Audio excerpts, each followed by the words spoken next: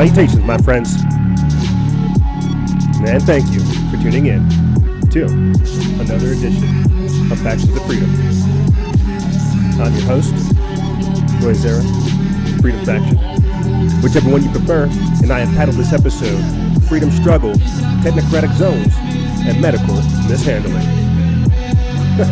I'm sure you can kind of guess what we're going to talk about. Bills that would force social media users to secretly report suspicious people, like myself, to law enforcement. Wow. Yeah, how hackers have attempted to poison a Florida town's water supply. I have a whole lot to talk about with that, as well as over 500 deaths and 10,000 other injuries reported following the COVID-19 vaccine. This is the CDC's own data. Yeah, an information-packed episode for you good people. But first, a few quick updates. If you did not listen to our mini-cast earlier in the week, The Rule of Man, where we basically talked about how this psychological coup d'etat that's taking place, obsolete humans, how we're being called non-essential, stuff like this. It is a very, very impactful episode. I would recommend you guys to check it out. Our guests came in the clutch, delivering powerful amounts of information, powerful perceptions, and powerful angles when looking at all this type of stuff. We hit it with Bible verses and so much more. It was a really, really interesting mini-cast. I would definitely recommend that you guys check it out. Also, if you guys want to support this operation, you can do so by joining our patreon.com/Freedom Faction exclusive membership program. Patreon.com/Freedom Faction. Or if you want to just donate to the operation, you can do so at cashat.freedomfaction. Forget how all that works. I'll put all that information in the description bar below. We're not that type of show. But with that being said, let's go ahead and get it started.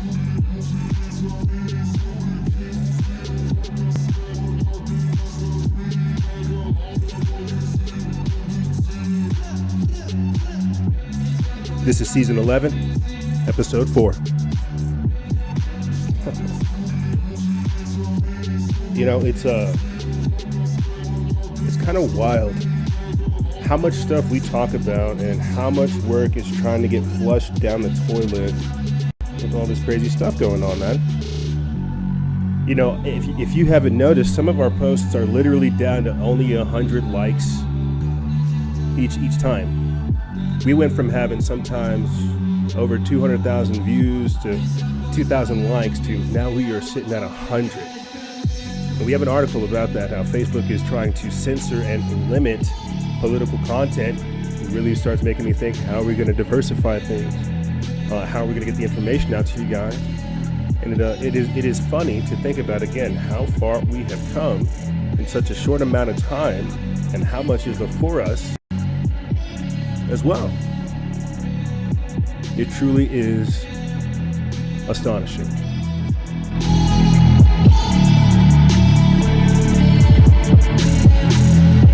Yeah, we are, for our audio listeners, we are still getting used to a lot of the different features of our software. I'm trying to figure out how to integrate Telegram into the broadcasts.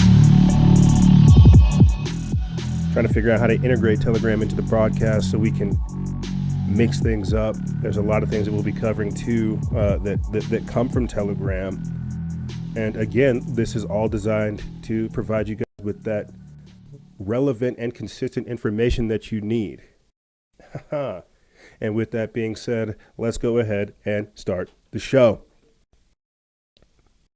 You know, I gotta say this real quick. Before we start getting into stuff, it's got really nothing to do with really anything. But earlier in the week, we had talked about Ezekiel's vision. We had talked about how in the Bible there's a story in the book of Ezekiel that talks about Ezekiel being given a scroll to eat and how he essentially begins to communicate with God. This came out whenever we were talking about the Bible, astrology, psychedelics, things like this. And I'll be honest, man, those type of shows are where we should go back to. This stuff that's going on right now, all this politics, yes, it's important, but it's also driving people insane. I think it's important to be informed, but I also think that the knowledge, the wisdom, and the other aspects of what we cover on the show are equally as important, right? Because it helps nourish the spirit. It helps feed the soul. And I think that people truly need that right now. People are not well. People aren't happy. People aren't well. And eventually that type of stuff builds up. You know, I did a 6 mile hike this morning with my lady. It was really nice.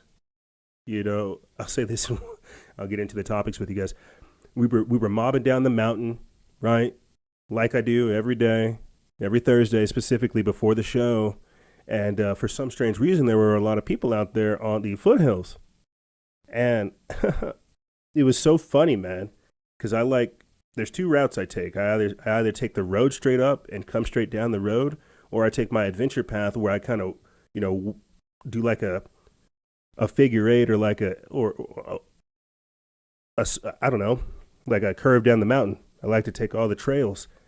And, it was us, the dogs, and we were going down the mountain, and out of nowhere, this guy starts yelling. We're booking down the mountain, and then out of nowhere, this guy announces, I think he sees us, and I think we kind of frightened him or something. And so he starts shouting and making it a whole big deal. And T-Paul, our baby puppy, the one that I rescued back in January, I don't want to say rescue, kind of fell into our lap. T-Paul, our baby puppy, runs over to him and then starts making a whole big deal. And then all the other pups begin to run over to him. And we're able to keep, I think, one puppy with us, one dog with us, our German Shepherd, while we call over the rest of the three, our one boy, our baby pup, and our chocolate lab. And, they all say hey because they're super friendly. They see people all the time. But this guy begins to make a whole big deal, starts swearing at us and making a whole big deal out of it. So I call our pup back over. We're standing there. I need to hurry up and get through this story and get into the topics with you guys. We're standing there. And the guy's like, control your effing dogs. I'm just like, we've got multiple dogs. I shouted at him because we're in the mountains. Adrenaline's pumping me up.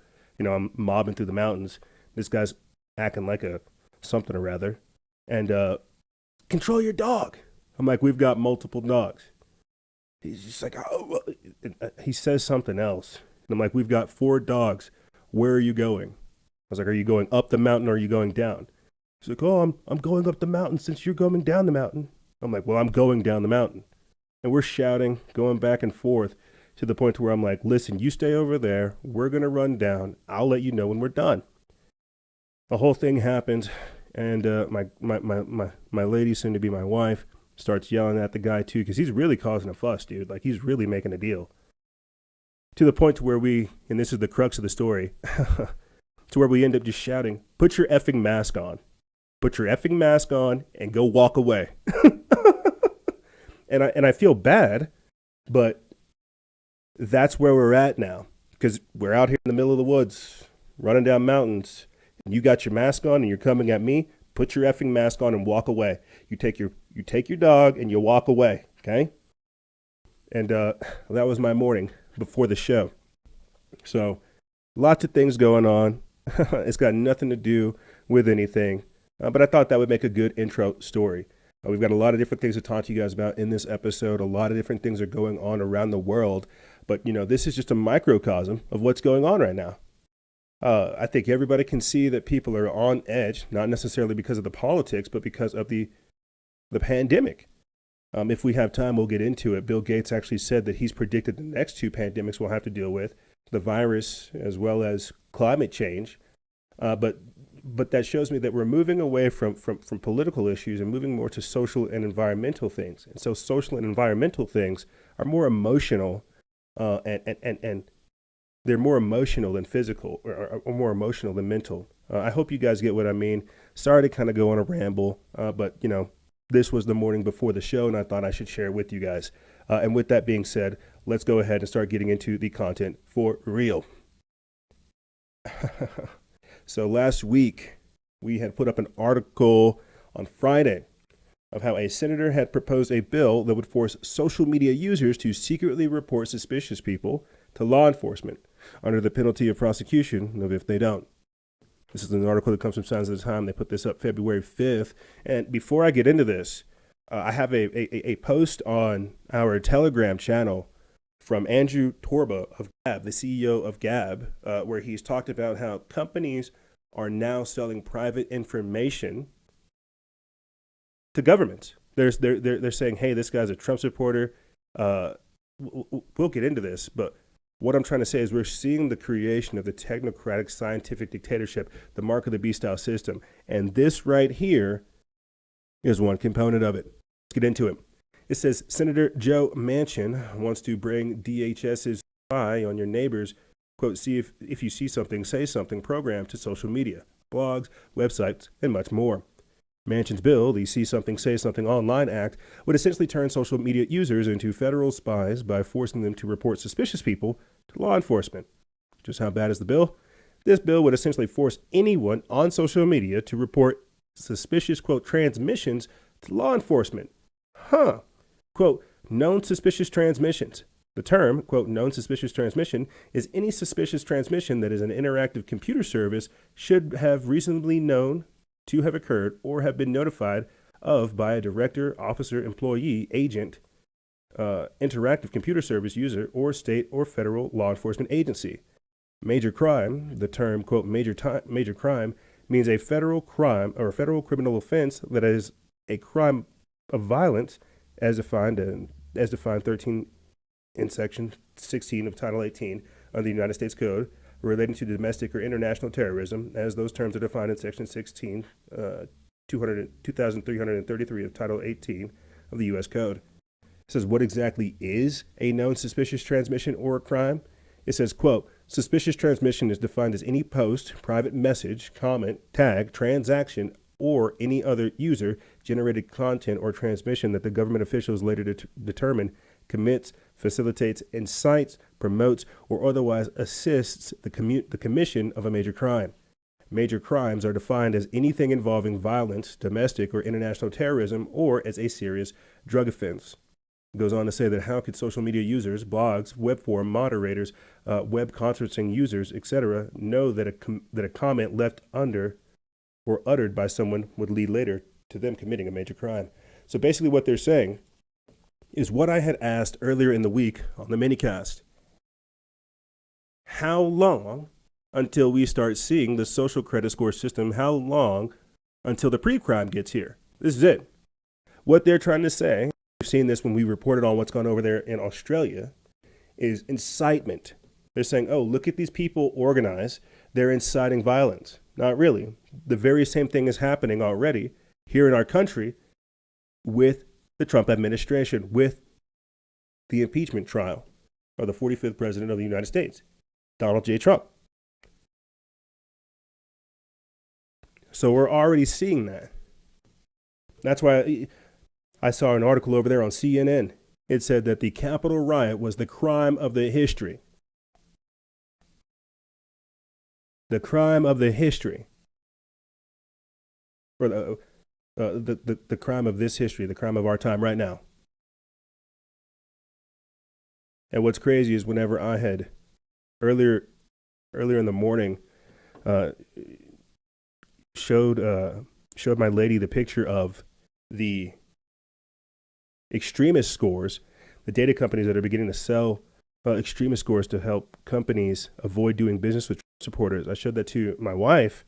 And she said, there's no way that they could go after that many people, right? And I was like, you're right. They couldn't, but it's impossible to go after that many people. You're right, it is an impossible task, but that's what they want to do. They want to create a system to where they can persecute people for their beliefs and persecute people for their behaviors. This is the social credit score system. This is the technocracy. This is the mark of the beast style system as prophesied in the Bible. We are seeing it today. And I said it earlier this week on the podcast, excuse me, on Instagram Live. First, it's the Trump supporters. Then it doesn't matter who's next because they have created a system to go after whoever. And that's what people aren't paying attention to. But again, this was last week. Let's pay attention to what happened this week. Check this out. Supreme Court to decide whether police can enter a home to seize the guns without a warrant. This is an article that comes from Ricky Caparo. They put this up February 8th over there at End Times Headlines. It says the Fourth Amendment right against warrantless searches of a person's home is a pillar of Americans' constitutional liberties. Before a police officer or any other government official can enter your home, they must show a judge that they have probable cause that they will discover specific evidence of a crime. There are some limited exceptions to this, right? There is a extingent circumstances exception. If a police officer looks through a home window and sees a person about to stab another person, the officer can burst through the door to prevent the attack. There is also an emergency aid exception. If the officer looked through the same window and saw the resident collapsing from an apparent heart attack, the officer could run into the house to administer aid. Neither of these cases violates the Fourth Amendment, and few would argue that it should be otherwise. However, there is a broader cousin to these amendments called the community caretaking exemption. It originally derives from a case in which the police took a gun out of the trunk of an impounded vehicle without first obtaining a warrant. The Supreme Court held that there is a community caretaking exception to the Fourth Amendment warrants requirement because police perform, quote, community caretaking functions totally divorced from the detection, investigation, or acquisition of evidence related to the violation of a criminal statute. The court held that police activity in furtherance of these functions do not violate the Fourth Amendment, as long as it is executed in a, quote, reasonable manner. Note that, unlike the first two exemptions, this exemption is not limited to immediate emergencies. In the Supreme Court case just described, there was only a general concern that vandals might eventually break into the impounded car and steal any weapons that were there in the trunk, so the community caretaking exception is far broader than the other two. And so what you're going to see is the same thing that I had talked about earlier this week. When you've got Brian Stelter advocating for the censoring of Tucker Carlson, two mainstream media pundits, saying, oh, well, we care about Tucker. We care about his audience, so we're going to go ahead and censor them. This is that big brother government where they're saying, oh, well, we care about you. We're doing this because we care. We're doing this for your own good. For your own good. You could be a danger to someone. That's what was introduced in H.R. 127, where people would have to take a psychological evaluating test to determine whether or not you were essentially qualified to own a gun, to protect yourself. But how crazy is that? That we're already in like Nazi Germany. See something, say something. Soviet Russia. Report suspicious people. We've been reporting on Antifa forever. And now they want to do something about it? You see, yes, the Capitol riot might have been the crime of the century. Of this year's, of the century. Let's just go ahead and say that. But that's what they're doing. They're using it as an example to come after everybody, to begin to criminalize people for their behaviors. Like former CIA Director John Brennan said, ideologically motivated extremists, politically motivated extremists, you've got to understand how they're trying to set people up and how they will retroactively come after you. Shucks, let's go ahead and say it. Come after me. Check this out right here. Utah passes permitless carry bill. An article from Activist Post. They put this up February 9th. It says the Utah House has given final approval to a constitutional carry bill that would make it legal to carry a firearm in the state without a license. Holy crap. The enactment of this bill would foster an environmental hostile to federal gun control. On December 22nd, Representative Walt Brooks, a Republican, filed House Bill 60, HB 60, which would allow anyone who is legally allowed to own a gun could carry it without a state-issued license. Currently, to obtain a concealed carry permit, the Utah gun owners must be 21 years old, have no felony or drug/alcohol convictions, and cannot have been declared mentally incompetent by the state or federal court. Utah residents would still be able to carry or would be able to obtain a concealed carry permit that could be used to carry concealed in the states with the CCW reciprocity with Utah. So I'm going to go ahead and pause it right there. How crazy is it that we have to have a bill we have to have a bill introduced to where you're like legally able to defend yourself, that you could carry your gun. I mean, with gun control, it's all about incrementalism. They're never going to outright say they're going to come for your guns, but it's by inch that they're going to figure out how to take them. If not by registering them, storing them, confiscating them because you illegally stored them, or you illegally obtained them, or you didn't go through the proper channels. Like, again, I think it's crazy that we're politicizing the very idea that people can't defend themselves or should have the God-given inherent right to do such. But you see, that's what these statists, that's what these power-mad dictators want. They don't want the peons to protect themselves or defend themselves. No, they want them to be helpless. They want them to be fearful sheep so they can be used and manipulated. But I tell you what, I think it's very interesting, the sheepdog culture that is being created, the gray man mentality that's being fostered out there, because people don't care about this type of crap. This is all bean counter stuff, but it paints a larger picture for the things that are going on. But speaking of larger picture, check this out. Bill Maher has blamed Christianity for the Capitol riots. And finally, new rule, as long as we're going to go to the trouble of another impeachment trial, we might as well be honest about what it's really about. The events of January 6th were a faith-based initiative, and Trumpism is a Christian nationalist movement that believes Trump was literally sent from heaven to save them. It's right there in Senator Tommy Tuberville's campaign ad. God sent us Donald Trump because God knew we were in trouble. There's a lot of talk now in liberal quarters about how Republicans should tell their base who still believe the election was rigged that they need to grow up and move on and stop asking the rest of us to respect their mass delusion. And of course, it is a mass delusion. But the inconvenient truth here is that if you accord religious faith the kind of exalted respect we do here in America, you've already lost the argument that mass delusion is bad. And finally, Let me go ahead and read this article because I have a couple things I'd like to say. I find it very interesting. These Hollywood politicians is what I called them earlier in the week. I feel like it's still appropriate, but this is an article that comes from Nima Harris over there at News Punch. They put this up February 9th. It says, Bill Maher has claimed that Christianity is to blame for the Capitol riots last month. During last week's episode of, quote, Real Time with Bill Maher, he said that a belief in Christianity is comparable to a belief in conspiracies, like QAnon, and then claimed that this led, in part, to Trump supporters storming the Capitol last month. The U.S. comedian and TV host said that, quote, as long as we're going to go to the trouble of another impeachment trial, we might as well be honest about what it's really about.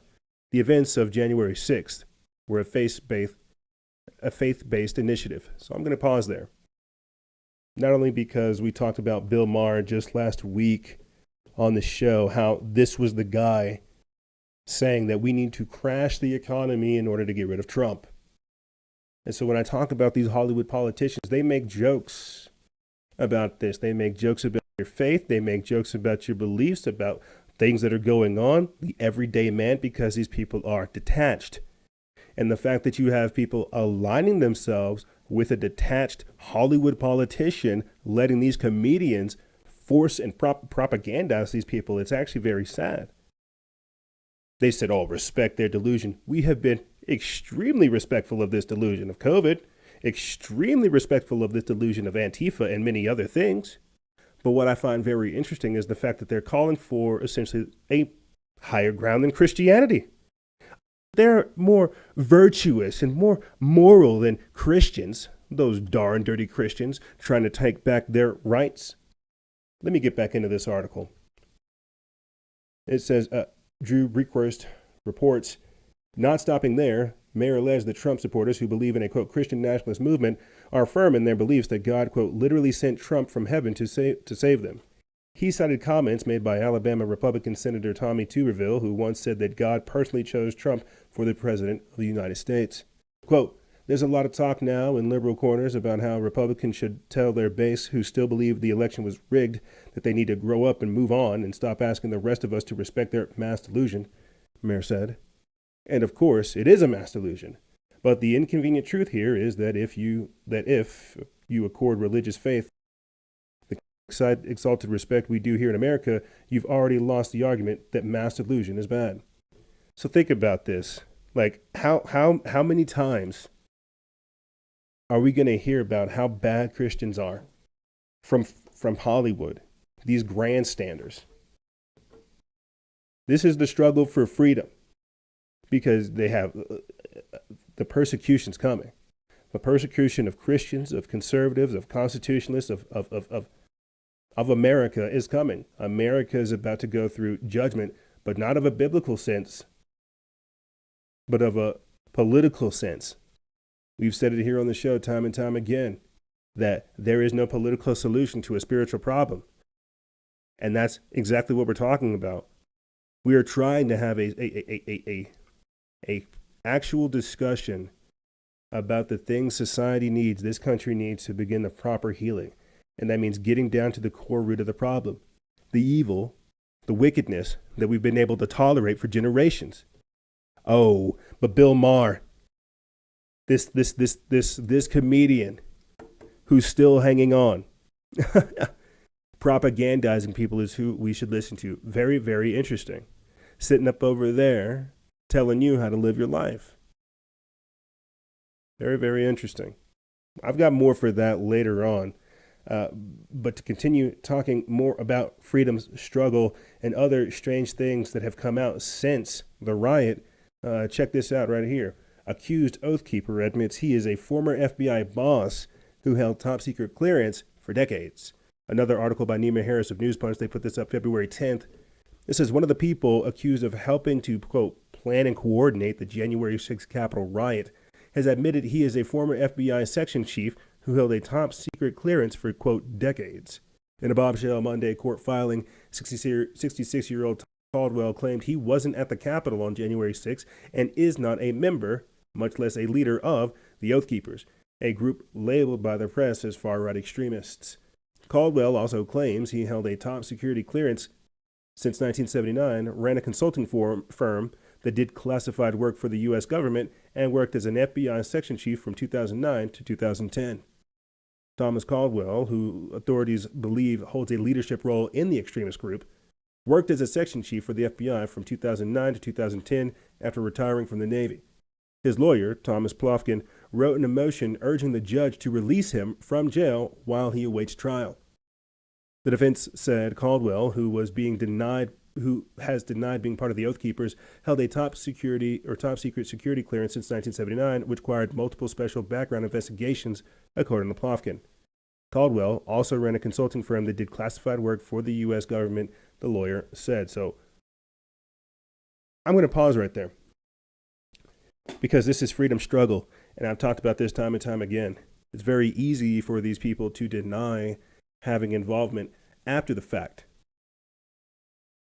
There's been a lot of very strange and spooky things that have come out post the protest, post January 6th. That's very interesting. I thoroughly believe a lot of it is a smear campaign. I think that's what we read right there. All meant to dissuade and put people down.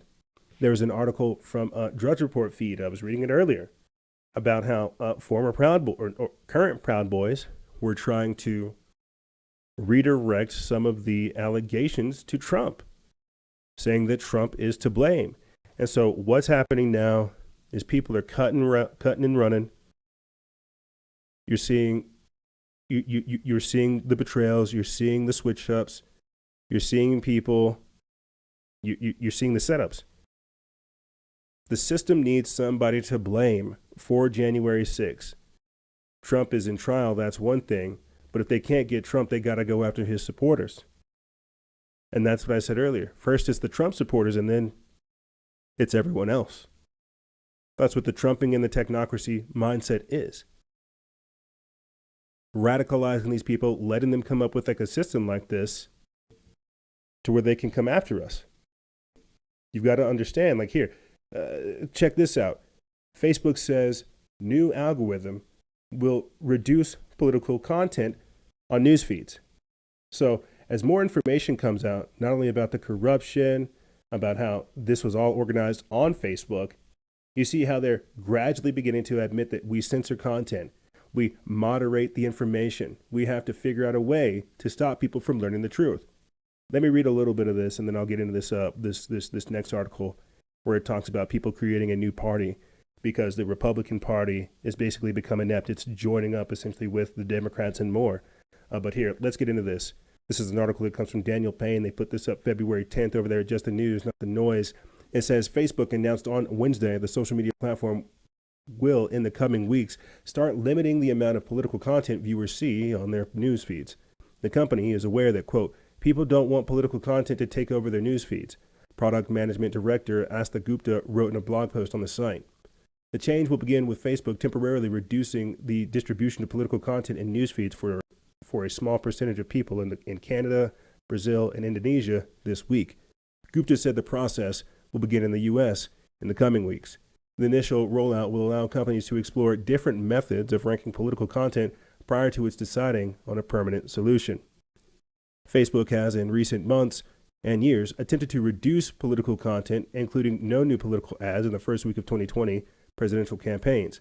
However, the company and other social media giants have meanwhile faced growing scrutiny of what third-party content they choose to censor or block. Quote, our goal is to preserve the ability for people to find and interact with political content on Facebook while respecting each other's appetite for it at the top of their news feeds, Gupta said. So they say it's taking time to already roll out, but I can thoroughly tell you that it is already here. And when I tell you that this is freedom's struggle, this is also a part of the technocratic mindset where they're curating content, allowing you to see certain things. You see. So bills that would force people to be reported for what they post on social media, the Supreme Court deciding whether or not cops can go inside of people's houses because of a community guideline type thing, except in real life. Oh, you're a hazard to yourself and to the community, so we have to take your guns. And then if you begin to even talk about how this is an entrenchment on your rights, well, Mark Zuckerberg says you shouldn't do that at all. We're just going to go ahead and shadow ban you into the Black Mirror. This is crazy. And then we're finding out the people, these oath keepers, the people that you would hope actually mean their oath, like we're finding out that they are infiltrated. And so to a degree, I thoroughly believe that part of this is designed to demoralize us so that we don't necessarily have faith in good actors and people who are actually doing things. But, you know, it just truly does go to show how crazy the times are. You know, that people want change, that people are trying. And I think that's what we have to understand, more importantly, more than anything. That change is actually taking place, that we are making a difference, that people are waking up and fighting back against the system. It's just that the system is not going to give us an inch. It's not going to give us a mile. You know, it's not going to give us credit for doing the work. It's not going to give us credit for exposing the lies, for sharing the truth, for organizing. If anything, it's going to persecute and criminalize that type of behavior. And that's what we've got to realize. So the more that they begin to escalate and do things like this, you know, calling the Oath Keepers feds and arresting Proud Boy members and saying they need to de-radicalize Trump supporters, well, you've got to understand what they're really saying. They're saying this is the threat. These people hold the key. The fact that these people are able to organize peacefully and in a non-compliant type manner to wage war against this, because it's not carnal, it's not fleshly. We're warring against ideas, against culture, against society. And so that means, again, voting with your dollars, voting with your lifestyle, having small acts of civil disobedience. And that's what this is. And so they're trying to smear the progress that people have made. They're trying to get people to turn on each other. They're trying to get people to say, hey, look, this is all for naught. You don't want to be one of those white supremacist domestic terrorists over there asking questions, do you? Like Bill Maher said, you just need to grow up. I just need to grow up. That does not sound like a valid argument. How, if anything, is this a mass delusion? You need to explain some of these inconsistencies. So I think, if anything, to say this and then get back into the articles with you guys, you have to understand that the only reason all these changes are beginning to take place is because we have forced their hand. We have made them come out in the open, talk about wanting to come after your guns, wanting to program people, put them in re-education camps. We've gotten them to expose their hand, which means we're in a completely different wheelhouse. We're in a whole new phase of the thing. And that's why we've got to find, again, the tools that are at our disposal and have the willpower to see it through. But here, let me get back into this article right here for you guys. This is another one that popped up last week. 64% of Republicans would leave the grand old party for a new third party founded by Trump. This is an article that comes from Chris Pandolfo over there at The Blaze. They put this up February 5th. It says most Republicans would quit the GOP and join a hypothetical third party started by former President Trump, a new Hill-Harris-X poll finds. This is according to the survey, 64% of registered Republicans said that they would join a new political party if Trump founded one. No less than 32% said that they would, quote, be very likely to join a Trump party. Just 36% of Republicans opposed leaving the GOP for a party founded by Trump. But it's not just Republicans who could be swayed to a third-party movement. The survey found 28% of self-identified independents and 15% of Democrats said that they would be interested in joining a Trump party as well. Overall, 37% of voters said if Trump starts a new political party, they'd be likely to join.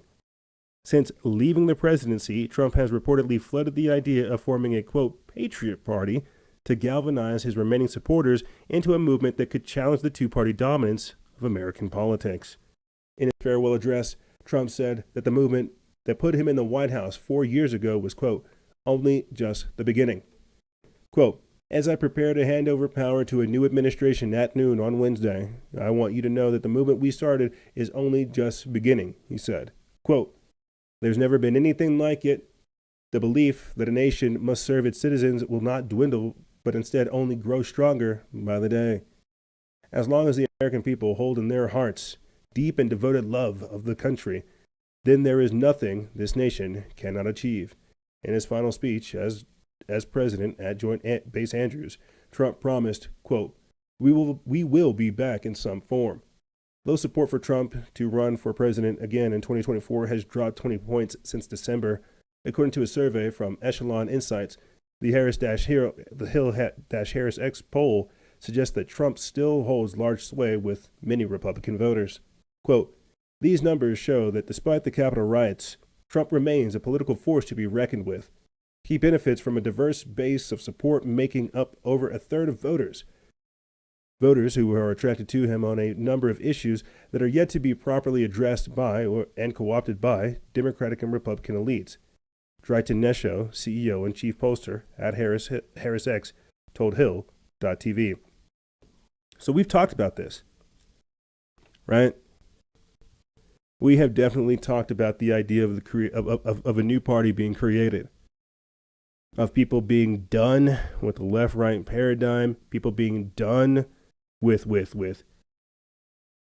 feckless Republicans and sketchy Democrats. People are done with the uniparty. They might as well declare them as such because we can see that they are basically working hand in hand. I hate to say this, but there's like a handful of good politicians. And even then, you know, it's something else. What I'm trying to say is this is freedom struggle. Here in America, people are tired, but the people that have been elected to office are feckless, inept, and getting us into these crappy positions. We don't have a proper voice of the people. To a degree, that's what Trump was supposed to represent. Is the attempt at least listening to the will of the people. Shucks, that's not even there. That's why people are having to go to extremes to get their views across. Because, like these politicians say, a riot is the language of the unheard. And so, yeah, people are trying to figure out how to fight this, how to fight globalism locally, especially whenever our politicians have sold us out. I mean, my God, Joe Biden has sold us out to Russia, China, and Iran. and it's insane. It's insane. But What's even more insane, and I kind of alluded to it earlier, plays a huge part in what we'll be talking about in this next article, is the fact that they're calling for deprogramming, de-radicalizing, or doing anything with anybody's political ideology.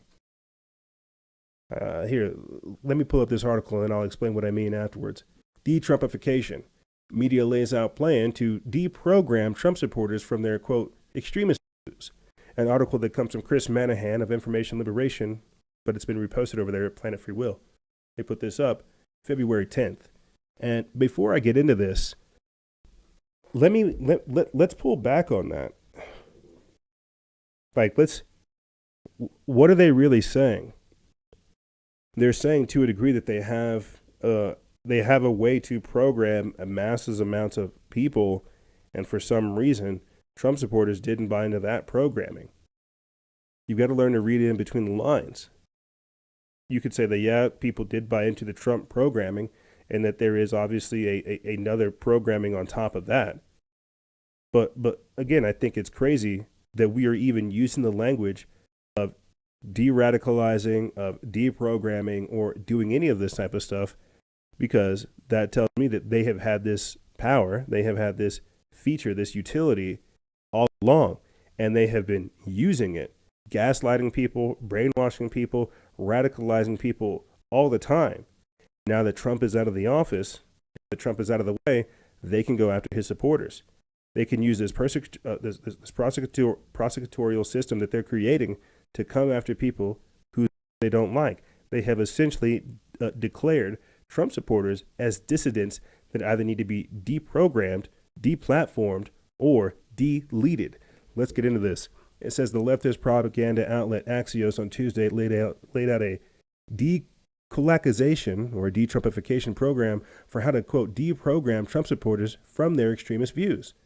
The, quote, de-radicalization program, which reads more like a radicalization program, called for mass censorship and a Soviet-style purge of all our institutions to root out conspiracy theorists and their, quote, dangerous ideologies.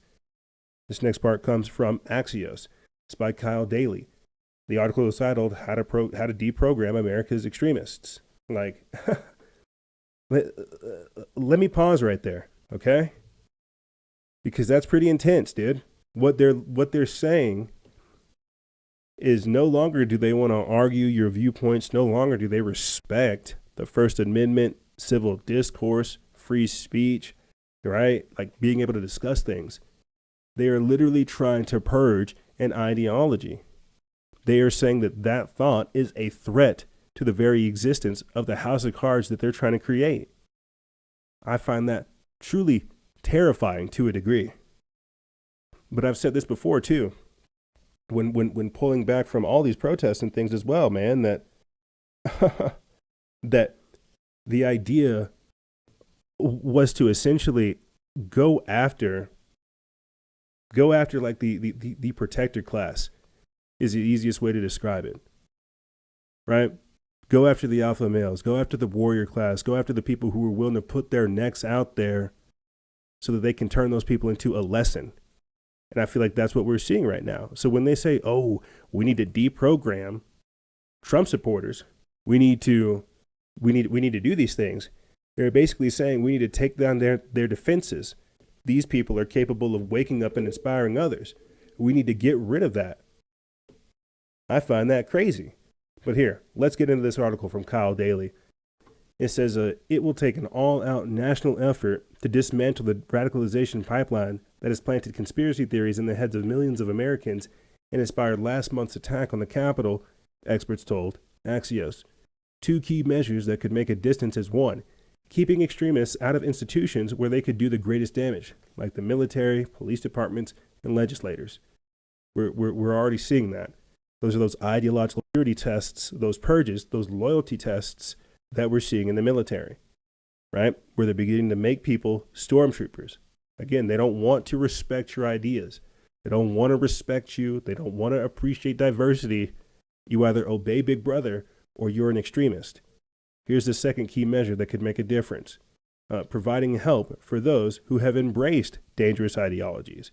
Wow, so how dare you wake yourself up and then try to wake up others? That's very dangerous.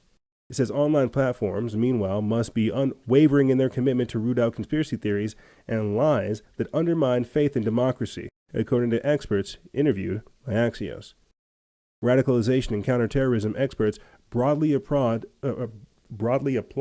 tech companies' efforts, now underway, to remove this material and the accounts that spread it off their platforms, despite heavy blowback from conservatives. Twitter's decision to ban Donald Trump is seen on its own as a major asset in the fight to slow or reverse radicalization. The U.S. needs a, quote, Marshall Plan against domestic terrorism, Daniel Kohler, director of German Institute of Radicalization and De-Radicalization Studies, told Axios. Daniel Kohler, expert on, quote, deprogramming Trump support from their extremist views, says this: the spread of extremist conspiracy theories in the United States is the second most dangerous pandemic the country faces right now. Quote, the damage that's been done to the U.S. in terms of community and social cohesion will be immense and will be lasting. The, quote, damage is nothing that the gulags can't fix. And we've actually talked about that, how Project Veritas has done not even reports or things like that. They've infiltrated Bernie's campaign, they've infiltrated Biden's campaign, and they've got people on record saying they can't wait to throw Trump supporters in re-education camps and take their kids. And I know that sounds radical, but you have got to hear what these people are talking about.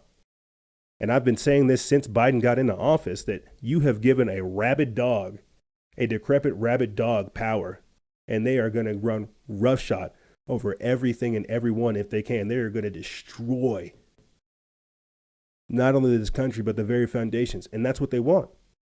That's what, again, what this twilight of the republic, this moment, is supposed to mean. They want to eradicate people's thoughts of nationalism, thoughts of patriotism, of chauvinism, of caring about your nation, caring about your heritage, caring about your history. How we got to this point. Shucks, they're calling the founding fathers colonizers and rapists. How crazy is that? But you see, again, I think it's so crazy. It's more of this demonization tactic. It's more of this besmirchment that they're doing, more of this diminishing and discrediting. It's not an actual legitimate argument. It's more of that name calling. It's adolescent behavior when looking at the accomplishments of greatness. And because we have become so low IQ and emotional, we let it get to us. But it's not even about that. Like, let's take it a step further. Like they said, the gulags, man. Axios continues. It says that the radicalization is happening in a multitude of online spaces and right-wing media channels, pulling people into an alternate reality that posits, among a growing swarm of the other false ideas, that the 2020 election was stolen. When it comes to coordinated de-radicalization efforts, the U.S. is behind most European countries by 25 to 30 years, Kohler said. The latest, Twitter's ongoing purge of far-right conspiracy theorists who have spread the lie that Trump won the 2020 election continue apace over the weekend, as the company suspended the account of Gateway Pundit founder Jim Hoft. Very sad. They do very great work over there. It says a key part of breaking extremists' rising mainstream influence will be making it unacceptable for white nationalists, anti-government extremists, and conspiracy theorists to serve in the military and police forces or as lawmakers. Experts worry that the GOP's tacit and sometimes explicit approval of extremists will hamper efforts to keep police forces and legislators free of conspiracy theorists. At the DoD, it will go well and they will quash it, said former FBI counterterrorism analyst Clint Watts. Quote, it's a lot of sheriff's departments that make me nervous because they are elected politics, because they're elected. Politics mean you go with the party. So let me read that one more time. They say they're worried about sheriff departments because those are elected by the people. And in communism, you do everything for the party. What's crazy is we're creating like a crazy neo-Roman mindset with all this type of stuff. To where, again, they don't want to hear about the will of the people. They don't want to care about what people are actually doing or saying or how it's affecting them. They just want total and absolute devotion to the party. But reading this again, It says, quote, at DOD, it will go well and they will quash it, said former FBI counterterrorism analyst Clint Watts. Quote, it's a lot of sheriff's departments that make me nervous because they're elected. Politics mean you go with the party. Indeed, as the former FBI officer who pushed Russiagate conspiracy theories for years and just last month suggested drone striking President Trump so rightly stated, one of the tenets of democracy is not allowing voters to have any representation in their own government. That said, we need to do a lot more. For example, how can we help, quote, radicalize Trump supporters to see the Assistant Secretary for Health, Rachel Levine, is a beautiful woman and, quote, misgendering her should be a crime? How can we help them see that giving children life-altering puberty blockers and sex change surgeries is moderate, while, quote, letting boys be boys is radical white supremacy? How can we help them realize that the Secretary of Transportation, Pete Buttigieg's plans for a taxpayer-funded nationwide mentorship program to connect LGBTQ youth with leaders in politics and business is not a state-sponsored grooming program, as many have suggested, but a way to teach them self-love? How can we help them to realize that they're not being censored on social media while they're being censored on social media? Don't they know that CEOs are rightfully, quote, the fourth branch of government and that they're trying to hold the country together? This is crazy. They are openly talking about re-educating you. They are openly talking about getting rid of the American way of life, getting rid of American values. You white supremacists, you nationalists. I bet you voted for Trump. I bet you love your country. Don't you know? That's part of the old world order. You're here in the new world order with the new normal. How crazy is that? You know, I feel like we're barely getting started talking about freedom struggle, how they're trying to, again, take away your rights. That's what the previous episode was, the rights erosion. But it's astonishing. A ministry of truth, bills that would require you to report on people, right? Mental health screenings for firearms ownership. It's crazy. This is the world that we're creating. And now, the sad part is we've got to stop saying that, because this is not the world we're creating. This is the world they're creating.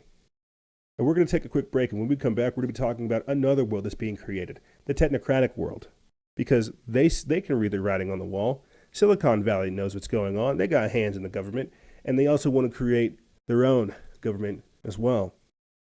Yeah, we've talked about this, the breakaway civilization, Zebellion, the fracturing within society, the civil war that's taking place, right? People are drawing lines. I think it's very interesting to see it take place. It's time for people to start thinking the same. But we're going to take a quick break, and when we come back, we're going to be talking about innovation zones, big tech's state within a state, and how tech companies could soon be able to form independent government zones in Nevada, as well as a hacker attempting to poison a Florida town's water supply. Very interesting topics to discuss with this world that they are creating on the other side. Ladies and gentlemen, we're going to be right back right after this.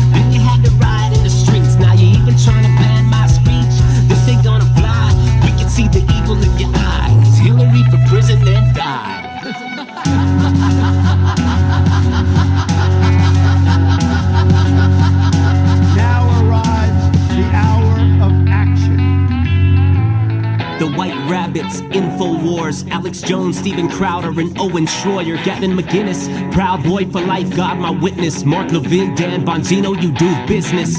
Diamond and Silk, and Candace Owens, Kanye West standing with you while the flag is blowing. Across the pond to Paul Joseph Watson, homie, you're the bomb like jihadis in Boston. Pun intended, so don't get offended. You snowflakes, safe space, spineless dependents. I'ma work my bloody hands to the bone while you dream about the day that you could Roger Stone. The deep state, man, your cover is blown. About time that you sent Tommy Robinson home. Top off the jet, you did a lot of things you regret. Bill Clinton flying up in that Lolita Express. Shame on the man with the long tongue. Black eyes, they want you to run from. This land gon' break down the middle. Picking up steam like a Tennessee fiddle. Shame on the police in the blue states. Rocking video games with your roommates. You don't wanna go to war with the right side. We've been looking forward to a fight for a long time. You're not a racist if you voted for Trump. You're not a bigot if you wear a MAGA hat and get jumped. You're not a sexist if your girl makes you breakfast. You're not a privileged white male, just ignore the idiot leftists. This is where my family fought to survive, where they thrive with the immigrants worked till they died, and they never had a beef with any temple or tribe. This is media controlling your minds. Together, we will make America strong again. We will make America wealthy again. We will make America proud again. We will make America safe again. And yes, together, we will make America great again. Don't tread on me, I won't tread on you. Cut me, I bleed red, white, and blue. Homegrown and down to get dirty. I'm a mean shot with my old 30-30. Brother, we can get it if you cross that line. You can take a look at my American mind. Fly over, drop him right on top. You know, just being Shame on the man with the long tongue. Black eyes, they want you to run from. This land gon' break down the middle. Picking up steam like a Tennessee fiddle. Shame on the bullies in the blue states. Rocking video games with your roommates. You don't wanna go to war with the right side. We've been looking forward to a fight for a long time. nobody knows the game better than I do.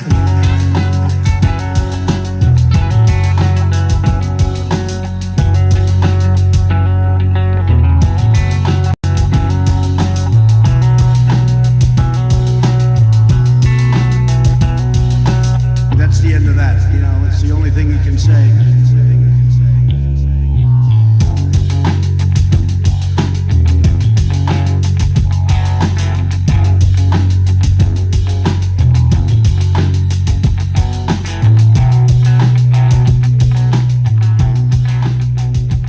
Proud Boys. And right Proud Boys, stand back and stand by. But I'll tell you what, somebody's got to do something about Antifa and the left, because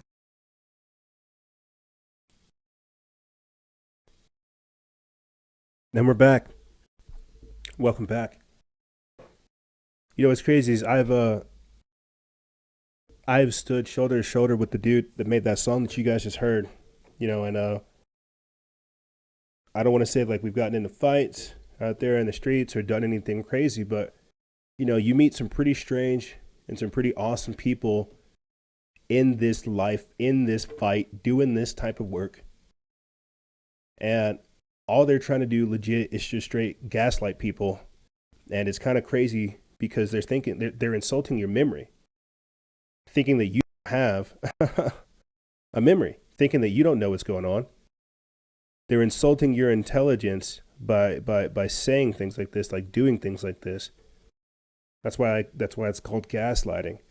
They know what they're doing. The same way Bill Gates gets up there and says, "What? I'm not trying to implant you. That's Elon Musk." What? I'm not trying to put brain implants in you. I'm just trying to vaccinate you. It's very crazy. But again, like I said, to summarize everything in the previous segment, the deep state has been exposed, and so our freedoms are being held hostage. Freedom's struggle is very real, and they are trying to figure out a way not only to demoralize you, but take your rights and so many other things. Yeah, a very, very complex world we're moving into. But speaking of technocratic foundations, let's go ahead and start getting into this episode here with you guys. Speaking of technocratic foundations, and I'm just going to blitz right through this one. Prepare now. Events are in motion to remove the U.S. dollar as reserve currency. An article by Max Lavo, they put this up on February 8th over there at SHTF Plan. It says the United States dollar will not be the reserve currency for much longer. In its place will be a digital currency tied to your ability to be a good little slave to the ruling class. Prepare now, because when this is rolled out, things could get ugly. Now, I've talked about this, ironically enough, not online with people, but this is actually a part of Agenda 21, Agenda 2030, the socioeconomic reformation, and so much more, sustainable development. This is why you're seeing such a massive push with Bitcoin, cryptocurrency, and so much more. We really are seeing some historic things take place. This is, again, the mark of the beast style system. Okay, whenever we start talking more about Agenda 2030, educational development, right? Skill-based assessments, skill-based classes, and things like this, this is what they mean. Bill Gates actually has a patent tied to, and we've done shows on it. I think it's patent number 060606. You know how these people are, but essentially it turns your body movements into a Bitcoin cryptocurrency mining asset. And so the idea is that you would take care of certain tasks, and that Bitcoin, that cryptocurrency, would be entered into your wallet through whatever tasks you performed in the real life. It's very, very interesting to see take place. But let's read a little bit more of this, and then we'll continue on. It says, according to a report by Zero Hedge, events which are pre-planned by those wanting ultimate totalitarian control, including the United States government, are unfolding that would remove the U.S. as the reserve currency. Incoming is a one world digital currency. Asia is not the only region taking steps to disentangle itself from the U.S. dollar standard in global trade and payments. The European Commission, the executive branch of the 27-country European Union, released a communication explicitly stating the goal to strengthen the international role of the euro. The goal would quote, help achieve globally shared goals such as the resilience of international monetary system, a more stable and diversified global currency system, and a broader choice for market operators. What's very interesting, I have to go ahead and say this, you're going to see this push take place. You're going to see China become more nationalistic in its approach. They're going to become more isolationist. That's why I say when China is the model, they're going to decouple from the U.S. They're going to begin, because they already have instituted their own digital currency. We talked about it in a news blitz on the Instagram Live, how they're rolling out $1.3 billion in digital currency to go ahead and try to kickstart their own internal creation. And so I don't know much about cryptocurrency, much about the blockchain. I'm definitely going to have to learn it this year because we're going to see that. The dollar is going to collapse. They're going to introduce things like universal basic income and all kinds of other things that is radically going to shift how we do business, how we're able to operate. If COVID-19 was able to wipe out the middle class, destroying businesses and things like this and such, you've got to ask, how are they going to rebuild that? I mean, my God, you cannot make a sustainable economic model paying people to not work. Like, that is some of the craziest stuff I've ever heard. Like, that is some straight Babylonian money magic. But let's get back into this. Quote, at some point, the fiat currency is going to vanish, says YouTube creator Dabu77. Quote, you're going to have X amount of time to claim a credit for your central bank digital currency. This has already been announced as the plan. This will be part of a global totalitarian takeover and the ultimate enslavement of humanity. People will get their universal basic income, which will be a pittance, in exchange for their acceptance of their own slavery. If you don't want to live as a slave any longer and reject this beast system, you will be cut off. Quote, by design, this is all coming down, Dabu77 says. He also says to prepare. If you choose not to be a slave, you'll need to be able to be willing to barter, have some gold and some silver, and know its worth. There is nothing stopping this plan. Much like mass vaccination campaigns, the only thing that will end this system is the masses refusing to comply with it. Be ready. Quote, who knows what they will do? It's time to wake up. No human has any rightful power over another human. It's time to wake up to the simple fact that we do not need these psychopathic power-hungry masters. They need us. Agreed. Let me read this little quick factoid, and then I'll talk about these extremist scores, the mark of the beast system, and more. But a little bit quick economic news for you guys right here. 8 million more living in poverty, 9 million small businesses in danger of closing, and 10 million are behind on rent. That's raw. The sad part is while we were tracking the pandemic and how people failed throughout the pandemic, we were also tracking some of the devastating economic figures that were coming out about America, about food pantries being overrun, about power shortages, people not being able to pay their rent, and a lot of different things. Again, this was all done by design to rob people of their rights, disenfranchise them from their power, destroy the middle class, and essentially put people in debt, put them in chains, put them in slavery. Very, very crazy things are taking place right now. The dollar is losing its value. No one's working, right? You're paying people to not work. This is some of the craziest stuff ever.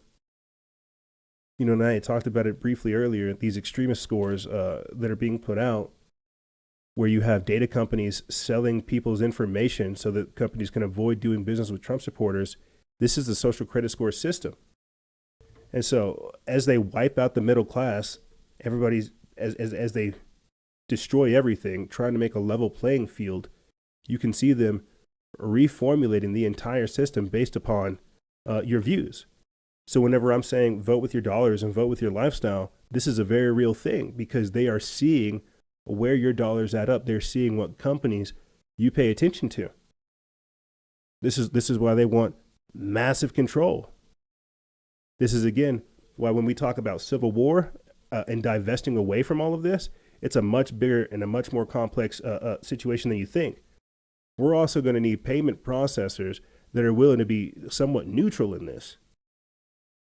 Like, again, I trip out about what we talked about towards the end of the year, guardians of inclusive capitalism. Pope Francis meeting with Visa and MasterCard to create something where they say it's inclusive, but it's really exclusive. If you don't abide by these rules, you won't be allowed to do business. This is the mark of the beast style system. There truly is no other way to describe it. Like, I think it's Revelation chapter 13, right, with the mark of the beast, where you're neither able to buy nor sell without receiving the mark. That you have not bent the knee and submitted yourself to the system. Like this is what people need to be talking about. Let me read a little bit of Revelation chapter 13, verses 16 through 17. Let me read this quick Bible verse, and then we'll get into actual news for you good people.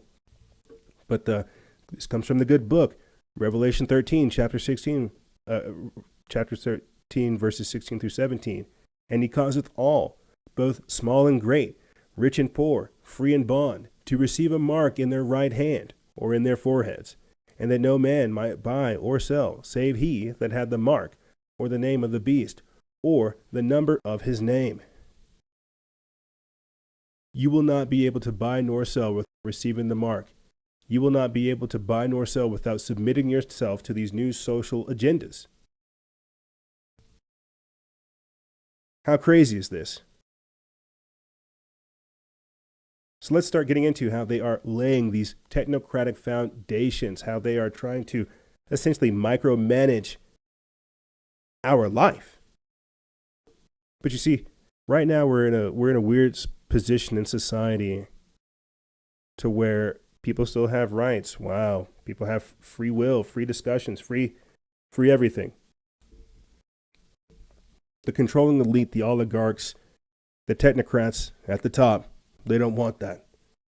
They want absolute control. But even they are puppets. Here, let me read this article to go ahead and reset the tone right here. Tech companies could soon be able to form independent government zones. An article by Jordan Lancaster of the Daily Caller, they put this up February 5th. It says a proposed bill would allow tech companies to create their own governments in Nevada. Companies could separate local governments called innovation zone. Or companies could create separate local governments called innovation zones that would have the authority of a county. meaning they could impose taxes, build schools, create core systems, and provide government services, according to the Las Vegas Review-Journal. Democratic Nevada Governor Steve Sisolak said that the proposed bill is meant to attract the tech companies like blockchain in order to boost the state's economy. Sisolak first introduced the concept during a January 19th State of the State address.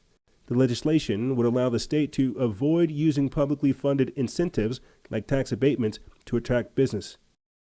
Traditional governments are, quote, inadequate alone to provide the flexibility and resources conducive to making the state a leader in attracting and retaining new forms and types of businesses and fostering economic development in emerging technologies and innovative studies, a draft of the bill says.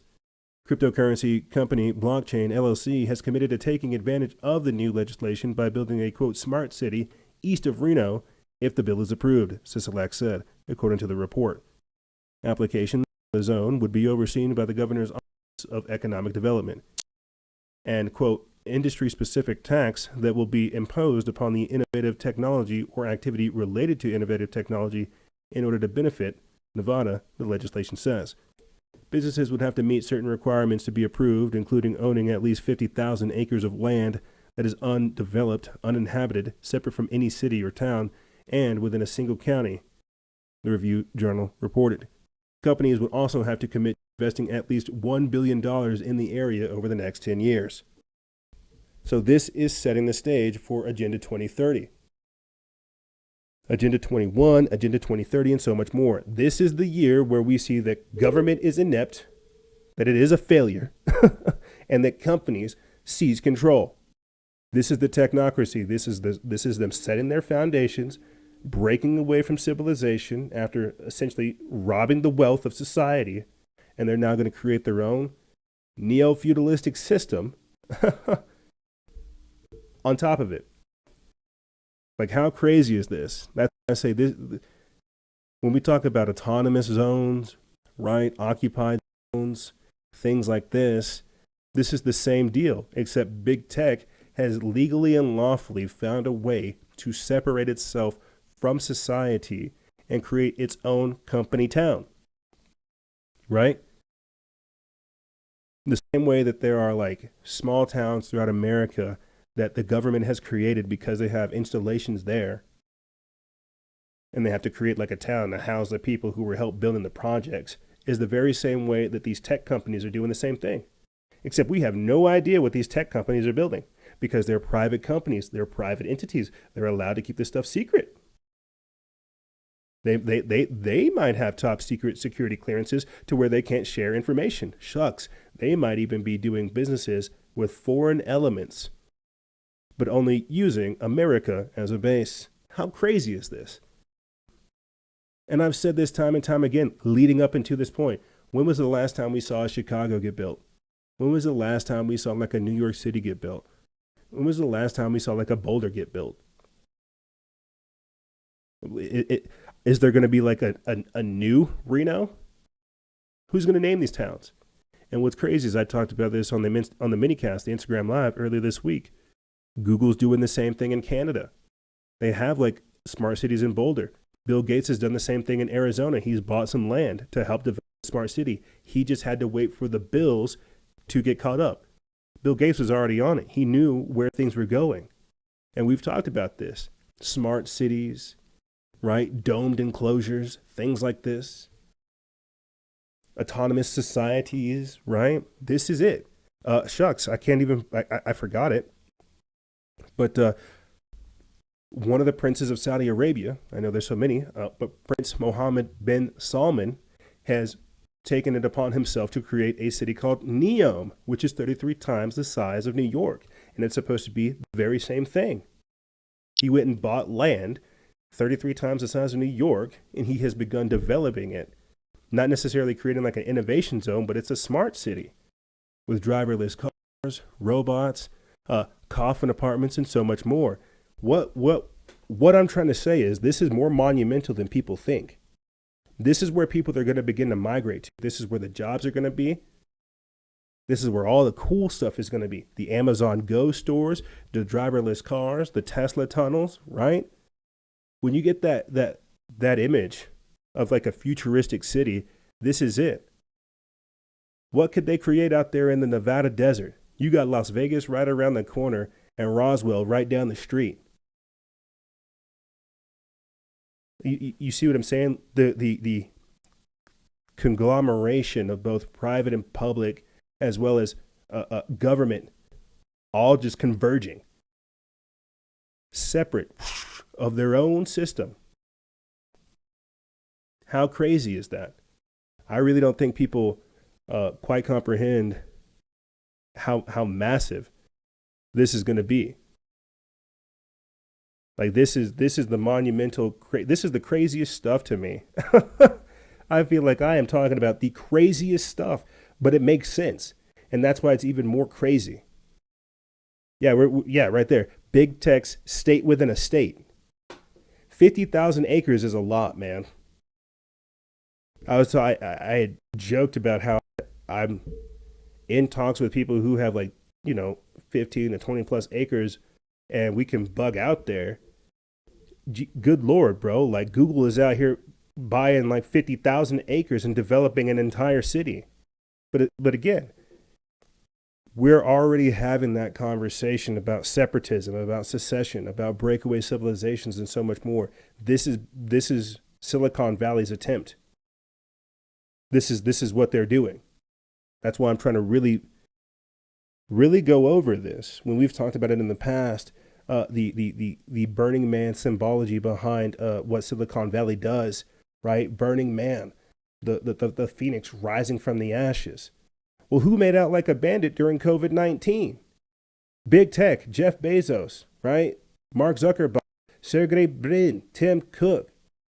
All these cats, Elon Musk, all these people made out like straight bandits during this. And so, yeah, they would siphon the wealth of the American public and the world to a degree. Whoever made Zoom is just sitting pretty. Yeah, of course, they would siphon the wealth off of the entire public and then grandstand acting like they care. Not only did they take our money, they took our rights. They took our free will, and they are literally going to create their own techno-serfdom to administer it back to us. And we are going to beg to be a part of these new smart cities. This is crazy. Let me read this article from Technocracy News. It's just another more in-depth version of the same type of topic. It comes from Ekaterina Bilinova via Sputnik News, but the folks over there at Technocracy News reposted it. It says that big tech companies are scheming to create their own autonomous zones in states where they impose their own technocratic form of government with the same power as counties. This is roughly equivalent to the so-called company town of past eras. The idea of big tech establishing independent governments at county levels in Nevada is being floated. Tech experts are discussing if these states within a state could exist in the established America and whether the new experiment is really the best interest of Nevada. Steve Sisolak, the Democratic Nevada governor, has reportedly devised a plan to create new business in the state to boost economic development in the wake of the COVID-fueled slump. The governor's plan, however, has a provision. So-called innovation zones would allow companies to create their own governments, which would wield the authority to impose taxes, form school districts, establish justice courts, and provide public services. On the 19th of January, 2021, Sisolak offered a first glimpse of the initiative during his State of the State address, but did not provide much detail. However, a draft of the new legislation by the Las Vegas Review-Journal sheds some light on his vision. It says company towns and Sisolak's innovation zone. It says the proposed bill argues that the traditional local government model is inadequate and doesn't provide enough flexibility and resources to attract new type of businesses, nor foster economic development in emerging technologies and innovative industries. Therefore, the draft advocates the creation of, quote, an alternative form of local government, by companies which focus on various frontier technologies such as blockchain, robotics, AI, autonomous systems, biometrics, and renewables. Applicants would be required to own at least, like we said, one 50,000-acre plot of undeveloped and uninhabited land within a county that's not part of a town or city. It has to invest at least $1 billion in the new site over the next decade and possess $250 million in assets. The innovation zone idea may not be as crazy as it sounds, although Jeffrey J. Blatt, a high-tech attorney from Silicon Valley and Hollywood, who has represented a variety of key technology companies, including Apple, Sun Microsystems, Oracle, and Sony, has said, quote, you know, I'm gonna pause right there because this is incredible to me. This is incredible to me that we are literally seeing within our time frame again the big tech companies acquire so much money, so much wealth, and they admitted it. We played the clip for you. Like last week, somebody from Facebook admitted that they are too powerful. They know this. It's just incredible to me that we are literally at a point in time to where we're seeing government essentially become as useful as Joe Biden and companies take over. And you've got to ask the question, is that what Trump did? Did he basically break the government just so that corporations could take over? Here's another quick article for you guys just to think about. We already covered it on the show a couple episodes ago. Academic study finds that big tech elites are in their own class, different to the rest of humanity. Came out January 22nd over there at Zero Hedge. That's very interesting because right as soon as that bill got proposed in Nevada, this study came out. Yeah, an academic study carried out by researchers in the US and Germany has concluded that big tech elites are completely different to all other people on the planet, placed in their own class. Yes, these are the technocrats. These are your Lord and Saviors. These are your masters. These are the people telling you, you better stay at home. You better put your mask on. You better put 5 masks on. This is what happens when it's no longer politics. It's no longer trial and error. We're underneath the scientific dictatorship. These people know what's best because they have the numbers to back it up. Well, maybe they can explain these numbers, and we went over them briefly. 8 million more living in poverty, 9 million small businesses in danger of closing, 10 million are behind on rent. This is by Michael Snyder of the Economic Collapse blog. Think about this.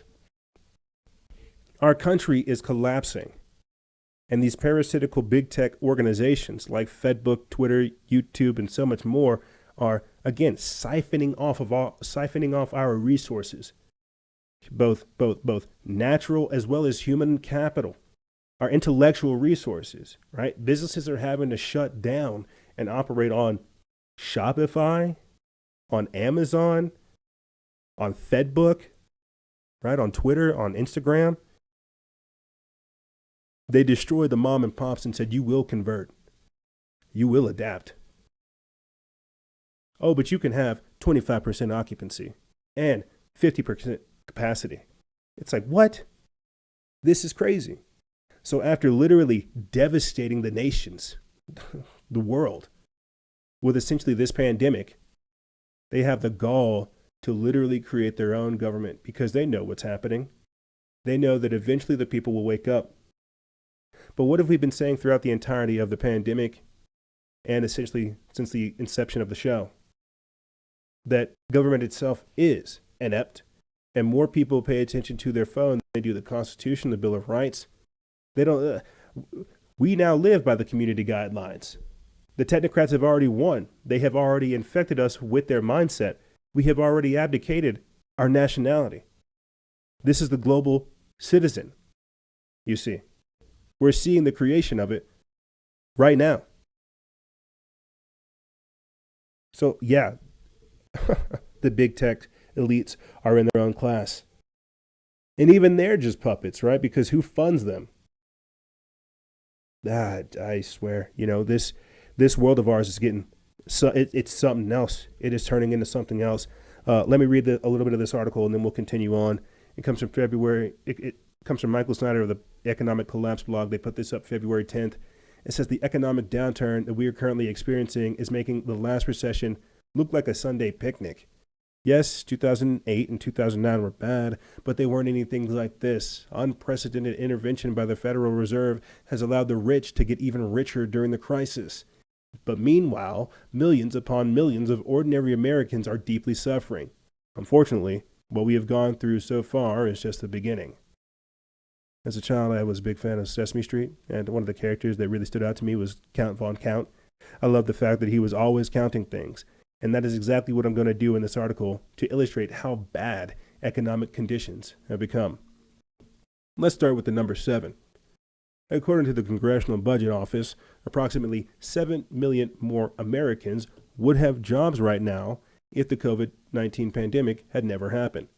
But in fact, what the CBO is projecting is dire.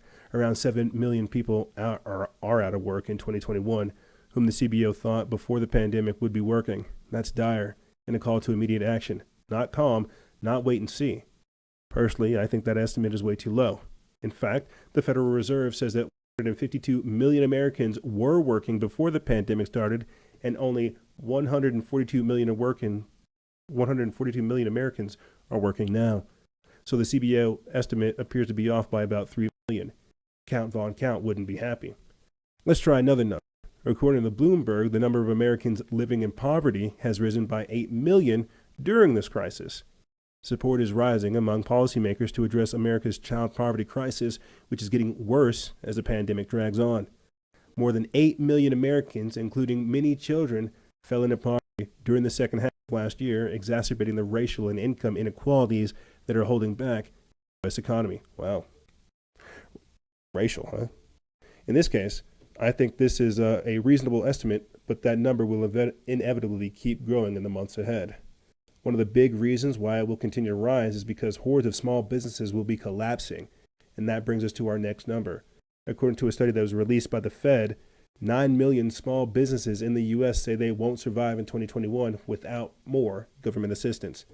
3 in 10 small businesses, or 9 million out of the estimated 30 million in the United States, fear they won't survive in the coming year without additional government assistance, according to a survey recently published by the Federal Reserve. More of that dependence.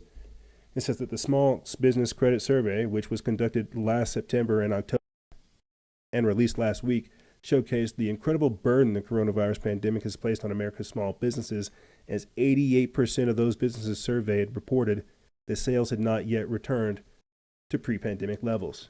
They're saying that it's going to take at least 10 years to get back to pre-pandemic levels.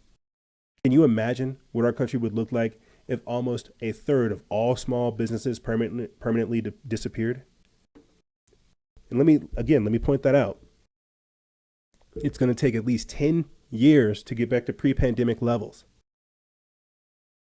And that's with just the pandemic statistics. That's not with just Joe Biden over there fumbling around, screwing stuff over. It's going to take 10 years to get back to where we were just last year.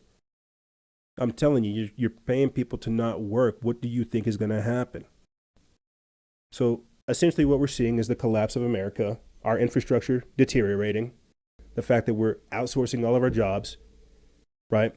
Like that's what Trump was trying to do, was get us back into a mindset of working, having patriotism, not outsourcing everything, but having some at least pride in what you do and how that benefits everything. Nope. We're collapsing. We truly are collapsing. And it's actually very dangerous. Like I said before, events are in motion to remove the U.S. dollar as its reserve currency. This is an organized collapse, a pre-planned destruction of our country. And Beijing Biden is there to hold our hand as they euthanize us. Check this out right here. Good afternoon, everybody. I'm Bob Gualtieri, Pinellas County Sheriff, and with me is Eric Seidel, who's the mayor of the city of Oldsmar, and Al Braithwaite, who's the city manager for the city of Oldsmar. On Friday, February 5th, there was an awful intrusion into the city of Oldsmar computer system at its water treatment plant. Now, I'm going to provide you a little bit of background on how water is provided in Pinellas County. There are some cities like Oldsmar that access their own well fields, have their own water treatment plants, and provide drinking water directly to their city's businesses and residences. Other cities obtain their water from the county, which obtains water from Tampa Bay Water. Because Oldsmar has its own well fields, it has to have its own water treatment plant that treats the water with chemicals so that it is suitable for public drinking. Water systems, like other public utility systems, are part of the nation's critical infrastructure and can be vulnerable targets when someone desires to adversely affect public safety. Hackers have attempted to poison a Florida town's water supply. The article that comes from the Drudge Report feed, they put this up February 8th. It says authorities in Pinellas County are investigating after an unknown individual attempted to hack the city of Oldsmar's water treatment plant system. So as we have a failing infrastructure, Flint still does not have clean water. Joe Biden has shut down the pipeline. They are turning off our power. They are turning off our power. We are beginning to have attacks on our infrastructure. It shows how vulnerable we are. You hear nothing? You hear nothing? That's because the technocrats have control of the media. We are seeing a organized, pre-planned collapse of the country to where it's all designed to, again, rob us of our rights, rob us of like what we've created here over a century, over generations, decades, and it's all being taken out strategically by design. This is, again, so incredible. Like, I think that's what I find so baffling by all of this. Stuff that would take at least like 2 or 3 years to be brought to the light that just shows how crazy things are. It's happening just like that. And it's so fast. Like Biden linking back up with these Confucius Institutes, these Chinese Confucius Institutes organizations. It's so crazy to see everything just get reversed so fast. Let me read a little bit of this and then we'll continue on talking about the technocratic zones and so much more. It says, during a press conference, Pinellas County Bub Gultiari said that an individual remotely accessed a computer from the water treatment facility and increased the amount of lye sodium hydroxide by more than 100 times the normal amount. It's used to control the acidity in water. Thankfully, somebody noticed that and immediately changed it. Officials noted that the supervisor noticed that someone had accessed the computer remotely once at 8 a.m. and then again at 1:30 p.m. in the later attempt. Authorities say that the hacker increased the amount of sodium hydroxide from 100 parts per million to 11,100 parts per million. The plant has removed the remote dashboard software from the computer that was affected. The FBI is now involved in the investigation. So think about this. We're not talking about fluoride in the water. We're talking about regular day people that have access to this technology, infiltrating your systems, poisoning things. This is a time where I'm going to have to point you in the direction of My Patriot Supply, tell you guys to get a 4-stage ion gravity-fed water filtration system. I'll put the link for that in the description below. This is a shameless plug, but at the same time, it's to show you, listen, there are already power outages. He's telling you he's going to cut the power. We saw it last year in California. There's already food shortages and riots and rationing and things like this taking place with unemployment and evictions. You need to get prepared. They're telling you right out that they're going to get rid of the U.S. dollar as the reserve currency. Like that, like things are happening so fast. It sometimes makes my head spin trying to casually talk about them and showing you how it all pertains to the larger aspect of things. How does this pertain to technocratic foundations? If regular day hackers can turn a town's water supply into poison, well, heck yeah, they can hack voting machines. Well, heck yeah, they can hack cars. Heck yeah, they can hack into ring cameras, CCTVs, and so much more. That's why I have an issue with driverless cars. We don't even know how many times this type of stuff goes unreported. And you've got to ask, who did this? Was this just some random hacker? Was this like a foreign element? Or was this a mercenary paid to do so? Testing, right? This is very dangerous to me. Like to someone like me that pays attention to all this stuff, I'm again seeing such failures, not necessarily in leadership, but cracks in again our infrastructure and how we're handling things, that this portends destruction and that people are not being able to put 2 and 2 together. It's very, very dangerous to see all these things going on. And again, you don't hear any word from mainstream media. You don't hear any word from people saying, hey, how do we stop this? What's our redundancy? Oh my gosh. So crazy. Like I guess, again, my mind goes towards who did this. what type of actor did this. Was this a foreign actor? Was this a domestic actor? Or was this a paid-for actor that has no care whatsoever?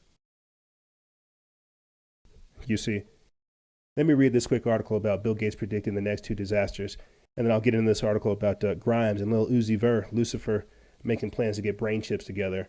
But this is an article that comes from Nima Harris over their News Punch. They put this up February 10th. It says Bill Gates is good at predicting things and even warned that the world in 2015 is about to face the possibility of a new pandemic caused by a respiratory virus, kind of like coronavirus.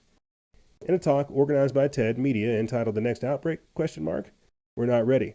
The Microsoft founder was clear that it would be the emergence of a new virus and not war that could wipe out millions of human beings. Quote, if anything kills over 10 million people in the next few decades, it's likely to be a highly infectious virus rather than a war. Not missiles, but microbes. Gates is now warning about what he believes are the next greatest threats to humanity: climate change and bioterrorism. The Express reported that now in an interview with Derek Muller, the host of the YouTube channel Veritasium, the software entrepreneur outlined what he believed to be the next deadly threats facing humankind. Quote, one is climate change. Every year, that would be a death toll even greater than we had in this pandemic, Mr. Gates said. He then went on to name his second, even more terrifying danger lurking out there as bioterrorism. Quote, bioterrorism, somebody who wants to cause damage could engineer a virus, and that means the chance of running into this is more than the naturally caused epidemics like the current one.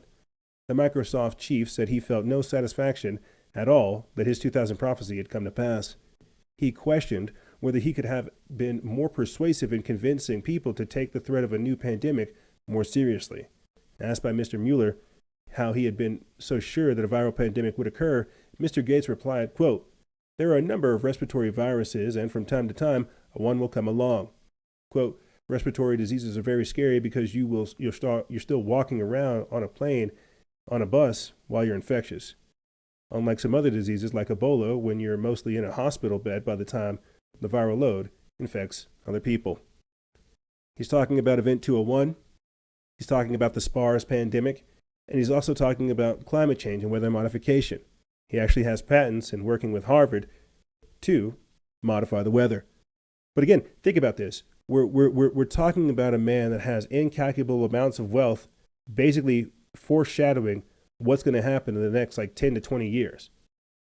And we've said this before too, that war is not what they're going to use to kill people. They're going to use a soft kill method for population control. Both of those are that. And like I just pointed out with the hackers in the Florida water supply system, who's to say that you won't have rogue bioterrorists sponsored by Bill Gates or whatever, rogue bioterrorists or eco-environmentalists that release this virus? It's right there. It's right there. And the sad part is if and when this stuff goes down, we'll be right here saying, we told you so. Because these people can't help but brag about what they're doing. And so look again where these places, look again at how this all will unfold. What I'm trying to say is those technocratic zones, those innovation zones, they won't be affected. I bet they'll have all kinds of UV light systems. They'll have all kinds of renewable technologies to lower their carbon footprint. Yeah, give it time. Give it time. In the next 10 years, you're going to see a lot of things take place. 5 years for sure. That's why we're seeing a lot of radicalization take place. A lot of things are accelerating, a lot of extremism. And so when we go on that 5 year to 10 year time period, let's break that down real quick. The Pentagon kind of war gamed that Generation Z, driven by malaise and hate, would break off and create their own kind of separatist or secessionary movement, becoming something else entirely. Be it that new Patriot Party, or be it something that's done with the system entirely. That's in 5 years. Okay, so halfway during Nevada's 10-year commitment to big tech innovation zones, you're going to have people breaking off from mainstream society, essentially forming their own. And so while you're seeing that happen with the political aspect of it, you're going to see the business, corporate, industrial aspect doing the very same thing. building up their very own smart city. And you're going to see a lot more terrorism things take place because they're going to say, oh, this is unconstitutional, a violation of our rights. You're going to lose rights. You're going to see false flags. You're going to see a lot of crazy things unfold because this is the stage that they're setting, right? Will you have rights in a technocratic zone? Will they have a constitution that's based on the Constitution, or will they have community guidelines that you have to abide by? How will these Generation Z autonomous zones operate? Will they have a constitutional basis? Like, what's crazy is we did a show about this, how many different ways society could begin to splinter, from martial law to Sharia law to the Noahide laws to the 10 Commandments and so many other things. But this is me giving you guys an example of how history is happening before us right now. And when I talk about our infrastructure essentially crumbling, government being inept, and us not really having like a way to move forward, this is it. This is the socioeconomic reformation. This is the socio-political reformation. This is the paradigm shift. This is setting the stage for Agenda 21 and Agenda 2030. This is it. And so you're going to see failed states. You're going to see cities that are essentially collapsing. And you're going to see people migrate, as you have because of COVID. And you're going to see new political ideologies surface because of this migration. It's crazy. All of this is so crazy. And you've got to understand that it is all being done by design. Even down to the regionalist aspect, to where they will have certain areas that are for production, certain areas that are for consumption, certain areas that are for renewables and things like this, right? Because you've got to have destruction, you've got to have creation, and you've also got to have that energy in between. And so this is a very, very crazy time to be alive. Any more crazy than this next article I'm about to bring up with you, good people. Right here, Grimes and Lucifer, oh my bad, I think I pronounced that wrong, Lil Uzi Vert, make plans to get brain chips together. We went over this on the Instagram live with you guys earlier in the week. This is an article that comes from Ricky Scaparo of the End Times Headlines. They put this up February 8th. And before I continue on, let me again point out how Grimes is the wife of Elon Musk. So somebody who said they want to implant you, he's also come up with his own Tesla town. He's working on it. He's got entire cities that are basically power walls and solar farms for him. He's already talked about creating like his own smart city, and now he's trying to basically implant the whole population. So while Bill Gates is trying to inject you with some kind of chemical concoction to manipulate your DNA, Elon Musk says, you know what? Let's go ahead and take it a step farther. Let's just go ahead and start implanting people. And so this is what I mean by the technocratic zones. What happens if you're not able to get inside of one of these smart cities without receiving the mark, as prophesied in Revelation chapter 13, verses 16 through 17? What happens if you're not able to buy nor sell without receiving these brain chips? And how far off is China from actually normalizing and commercializing the introduction of brain chips? Let's get into this. It says Grimes and Lil Uzi, I'm going to just call him Lucifer because that's what he's doing. You guys don't know that, but it's Lil Uzi Vert is Lucifer. You need to understand that and stop playing these games. But Grimes and Lucifer announced plans on social media to get brain chips implanted together. The strange interaction occurred on Sunday, February 8th, after Lucifer tweeted Neuralink in reference to Elon Musk's plan to develop a computer interface that could be implanted in the human brain. Responding to the rapper's tweets, Grimes, who is married to Musk, wrote, quote, "Let's get brain chips together," which Lucifer replied, "I'm ready. When we doing it?" The, quote, Flesh and Blood singer put a timeline on the plans, stating that, quote, "Let's aim for chips by 2022. It's experimental surgery, but if it succeeds, we'll have the knowledge of the gods. Ha ha." Lucifer agreed, writing, "Okay, I will call you for more details. The musicians' joint pledge comes after Musk's." Let me pause right there, because now I have to have a whole nother introduction into that. 2022, right? We talked about this on the show earlier this week, with transhumanism and how physical, it's also spiritual. It's also part of that Civil War mindset where the Civil War ideology where things are splintering. You've got to understand we're in that time period now to where people think that ascension is a fully carnal and a fully flesh-based thing. If you think these people are influential now, imagine what they're going to do with technology like this at their thumbs. Like it's I don't think I'm doing a good job explaining this, okay? Because when I'm telling you that people and society is splintering, this is another aspect of it. If you're a dirty human because you have to wear your mask, well, what happens when you have a brain chip? What happens when you have all your vaccines, all your shots? There's an article we'll get into in the next segment where it tells people to get ready for your annual COVID shot. Like, this is the type of stuff I'm talking about. This is the dehumanization. This is transhumanism. That you are currently disgusting and dirty in your current form, and with science and technology, we will make you better. That is the age-old promise of the devil. The knowledge of the gods. How blasphemous. Let me continue on. It says he told users of Clubhouse, an invite-only audio chat application created by the SpaceX entrepreneur, that Neuralink was recently successful in its installation of a chip into a monkey's brain. He claims that the chip enabled the monkey to play video games using its mind. Quote, you can't even see where the neural implant was put in, except that he's got a slight like dark mohawk, Musk told listeners. Recently, Lucifer made headlines with his new elaborate piercing, a pink diamond worth $24 million pierced into his forehead. So vanity and pride. Again, more carnal and fleshly things that really serve no purpose. more vain and self-gratification and self-aggrandizement. More things, again, to trap you here in this carnality, in this world. So sad. But they disguise it as such. They disguise it as enlightenment, as super woke level 5,000 when you get that brain implant put inside of you. But this is what happens when you have people who have been spiritually cut off and are proud of it.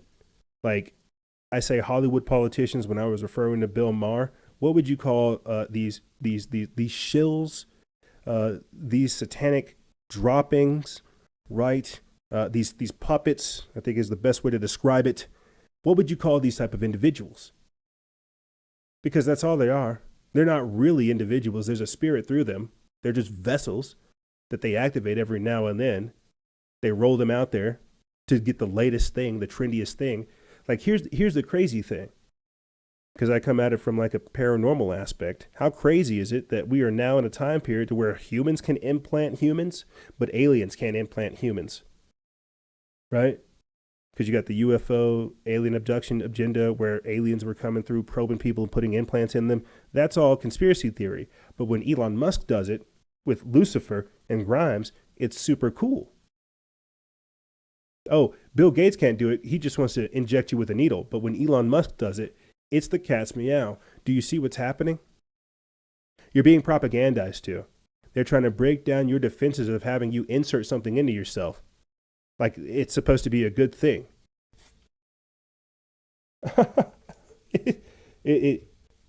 It's crazy. You see. It is, again, almost laughable were it not so crazy. It really does blow my mind because, see, this is the political aspect. We were talking about the mark of the beast. What about the prophetic and the spiritual aspect of this, of having an implantable microchip in your brain to where your thoughts are no longer your own, to where you're a part of that collective? You truly will become a part of the masses, the brainwashed masses. You won't have to get de-Trumpified or de-radicalized. Just put that brain chip in your head and you won't ever have a single thought at all. You are now living in a sci-fi fiction movie. You were now living in a sci-fi movie. You were living in prophetic days. You were living in historic times. You were living in the Matrix. You cannot get around it. Like, this is now our world. And last year, I said it, and I'll say it right now since we're talking about this. I bet you there's some chipheads walking around right now. I bet you there are people who already have threads in their brain walking around. Because you got to think, some people will have implants to help neurological issues caused by the COVID-19 vaccine. Some people will have implants in their head to help, with limb movement, with being able to use their phalanges and things like this, different limbs, trying to recover and things like that, prosthetic limbs. It's transhumanism. They're already trying to advocate it. But I thoroughly believe that there are already chipheads walking around, and that might be considered hate speech. But you get what I'm saying. This is me trying to wrap my mind around proto-Borgs, not full-blown cyborgs, but proto-Borgs, the beta-Borgs that we've talked about in the past. Like, we are now moving it forward into that time period to where you have men that don't want to be men, women that don't want to be women, humans that don't want to be human, and they're just going to do whatever. They're going to mess with their genetics. They're going to mess with their bodies, and we're going to see it. And so they're going to have celebrities introduce it, and then you're going to have somebody that's avant-garde, do something crazy. But you've got to think what we've already seen in such a short amount of time and where it's going to go. But here, let me pull up this next article, which exemplifies what I'm trying to say. And we've talked time and time about it. Right here, China's Communist Party teaching children that Christianity is an evil cult. So while I'm warning you about the mark of the beast, warning you about being cut off by God and how technology is the thing to do that, we don't talk much about the Antichrist as much as we should and how we're basically in those days. But as I'm trying to warn you through a biblical lens about all these things that are coming upon us, China says, oh, no, that's just an evil cult. Don't worry about those guys. They believe in that Bible thing over there. That's crazy to me. So while we are literally living in prophetic days with the mark of the beast style system being created, China has the gall. The Communist Party has a gall to say, oh, no, don't worry about that. Yeah, those folks, they're evil. That's why we cut their heads off. Yeah, that's why we cut Christians' heads off and we steal their organs, because they're evil. And I've said this time and time again, especially when relating to China and specifically religion, that you shall worship there shall be no other religion than the state. That's the Communist Manifesto. That's the communist goal. That's what they want. Do away with religion unless it glorifies the party. And is that not what President Xi Jinping did? He literally rewrote the 10 Commandments with Xi Jinping quotes. Let's get into this article. This comes from Ricky Sapparo of End Times Headline. They put this up February 9th. It says China's communist regime is reportedly taking more steps to indoctrinate young children to ensure they worship the country's communist ruler Xi Jinping instead of God. As CBN's FaithWire has reported, under the regime's regulations on religious affairs, school children have been trained for years to report any family member who espoused Christian views. Kind of like what Americans are doing, turning in their parents who went to the Capitol. Now, the Epoch Times reports that the Chinese Communist Party is escalating its efforts to, quote, groom young children in China to have their rights, ideas, and thoughts that are anchored in atheism. Wow. Anchored in atheism. There is no God. Your God is dead. And all of this. This is crazy to me. And you've got Beijing Biden over there worshiping the ground that Xi Jinping walks on. Let me get back into this. It says one Christian mother said her child appeared to be acting differently after attending school. Quote, before starting school, I told my child about God's creation and he believed it. But after being taught at school, my child is like a different person. In atheistic China, pure and innocent children have been taught to hate God. In one case, a child found a Christian booklet in his home and became anxious because his teacher warned that, quote, Christianity is Zhijiao, or evil cult. The children are given a textbook called Morality in Society, which talks more about Zhijiao, or evil cult. CBN News previously reported that the CCP strives to eliminate the faith community because it's perceived as a threat to Xi's regime. There are more Christians in China than the Communist Party members, and this reality doesn't sit well with the party. So religious material has been classified as contraband. Yeah, you could have your Bible confiscated. You could be taken to one of these, what do they call them? Thought transformation centers. We've talked about it on the show. We played clips of it, of individuals who have had their faces punched in and then taken to these thought transformation centers and basically forced to espouse more of the Communist Party's talking points. And the very same thing is happening here when you have Alexandria Ocasio-Cortez saying we need more funding to de-radicalize Trump supporters, and then you've got them saying that we need to we need to deprogram Trump supporters. This is where it's at. It starts with the Christians. It starts with the Trump supporters. Who knows where it ends? You've got to see this. This is incredible. And this is, again, more of that scientific dictatorship. That's what I say by living in a science fiction movie. This is insane. It says Xi has ordered that all religions must synthesize to see that they are loyal to the official atheistic party. A religious calendar was removed from one Christian household and was replaced with a poster bearing the words, quote, "Be grateful to the party, obey, and follow the party." Some of the anti-Christian attacks have been more public. For example, hundreds of crosses were removed from church buildings in just one province over a period of 4 months. Quote, "As crosses are being removed throughout the county or throughout the country, those who refuse to cooperate will be accused of opposing the Communist Party," said one Christian. Quote, "We are pressured to give up our faith, but we will persevere." And surveillance cameras have even been installed inside churches. Worship services can only be led by government-approved pastors, and church finances are controlled by the government. China is ranked 17th on Open Doors. China is ranked 17th on Open Doors' 2021 World Watch List of countries where Christians suffer the most persecution. Oh man, and it's crazy. Again, it is crazy to see Joe Biden bend the knee to these people. They've destroyed churches, ripped up graves, rewritten the 10 Commandments. Like, it is crazy what's going on in China, but you don't hear a single word of it, man.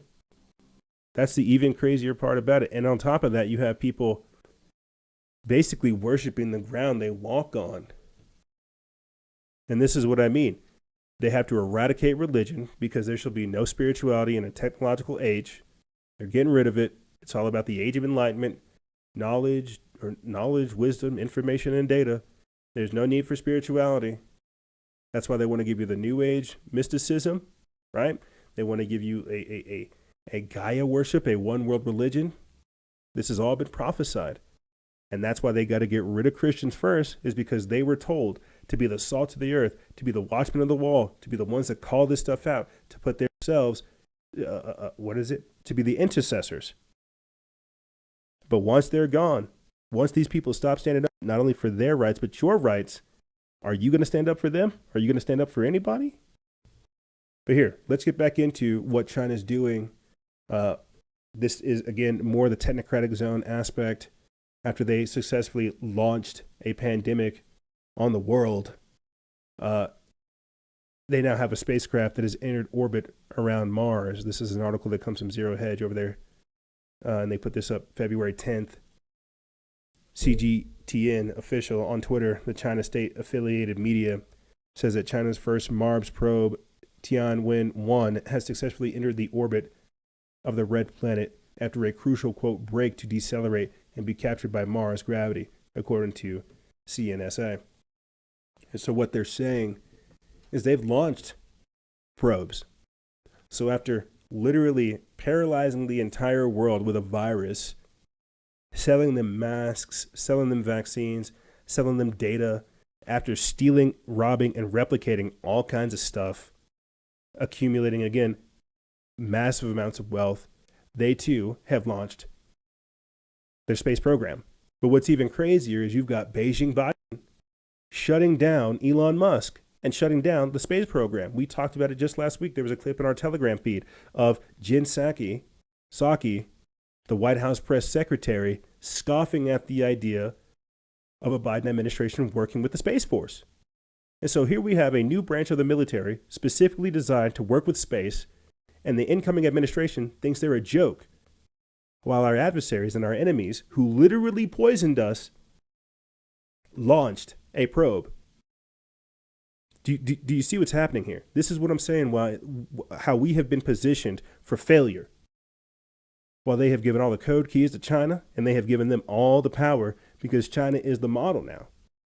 They are the ones that created the first social credit score system. We played the clips for you of sociologists literally laughing at America, laughing at us, saying, oh, if we just eat, sleep, pee, and go to work, 1.8 billion Chinese people will drive the U.S. economy into the ground. Let me read this. I'm getting frustrated. It says, while space is becoming the next battleground domain for superpower rivalry between the U.S. and China, China announced Wednesday morning its Mars probe has, quote, successfully entered the red planet's orbit. Quote, China's first Mars probe, Tianwen-1, has successfully entered the orbit of the red planet after a crucial break to decelerate and be captured by Mars's gravity, according to the China National Space Administration. AP News also reports that the Chinese orbit rover has entered the orbit around Mars, becoming the second spacecraft to arrive at the red planet in the past 2 days. On Tuesday, a spacecraft from the United Arab Emirates entered into orbit around Mars. This is the UAE's first interplanetary research mission. China's ambitions in space have been increasing in recent months. In December, China landed a spacecraft on the moon and collected lunar rock samples. The final frontier is space. The rivalry between the U.S. and China will be for control of the moon and Mars. Very interesting. Very, very interesting. The race for space, when really it is the acclamation of power. Crazy. All of this is crazy. But what is it that we're really talking about? Again, like, what is it that we're talking about? Society radically changing. Everything we thought we knew going right out the window. And so much more. Like, this is truly astonishing. Like, this segment is one that I really wanted to kind of, I wanted this segment to really encapsulate how crazy things are. Yes, COVID is an issue, but it's not really COVID. While people were worried about that, they couldn't see the configuration that was taking place behind the scenes, the orchestration and everything else that was taking place, and what that portends for the future. And again, how the social contract has been violated and how society itself is just changing at an ever-growing rate. And we're again just seeing a partitioning of society take place. It is truly fascinating and disturbing at the same time. But I wanted this segment, the Technocratic Zones, to really show you guys how far we have come and how far they plan to take us. But speaking of taking us anywhere, I'm going to take us into a break. And when we come back, we're going to be talking about how anti-vaxxers are the Biden administration's next target.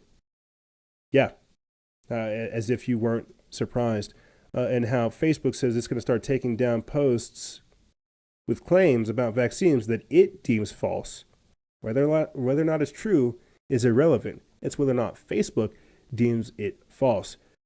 As well as the German magazine Die Welt saying that Germany hired the Koch Institute and other scientists to justify the unconstitutional lockdowns. A lot of COVID nonsense on the other end. Medical mishandling is coming right up. Ladies and gentlemen, don't go anywhere. This is Freedom Faction over here on Factions of Freedom. And we'll be right back right after this.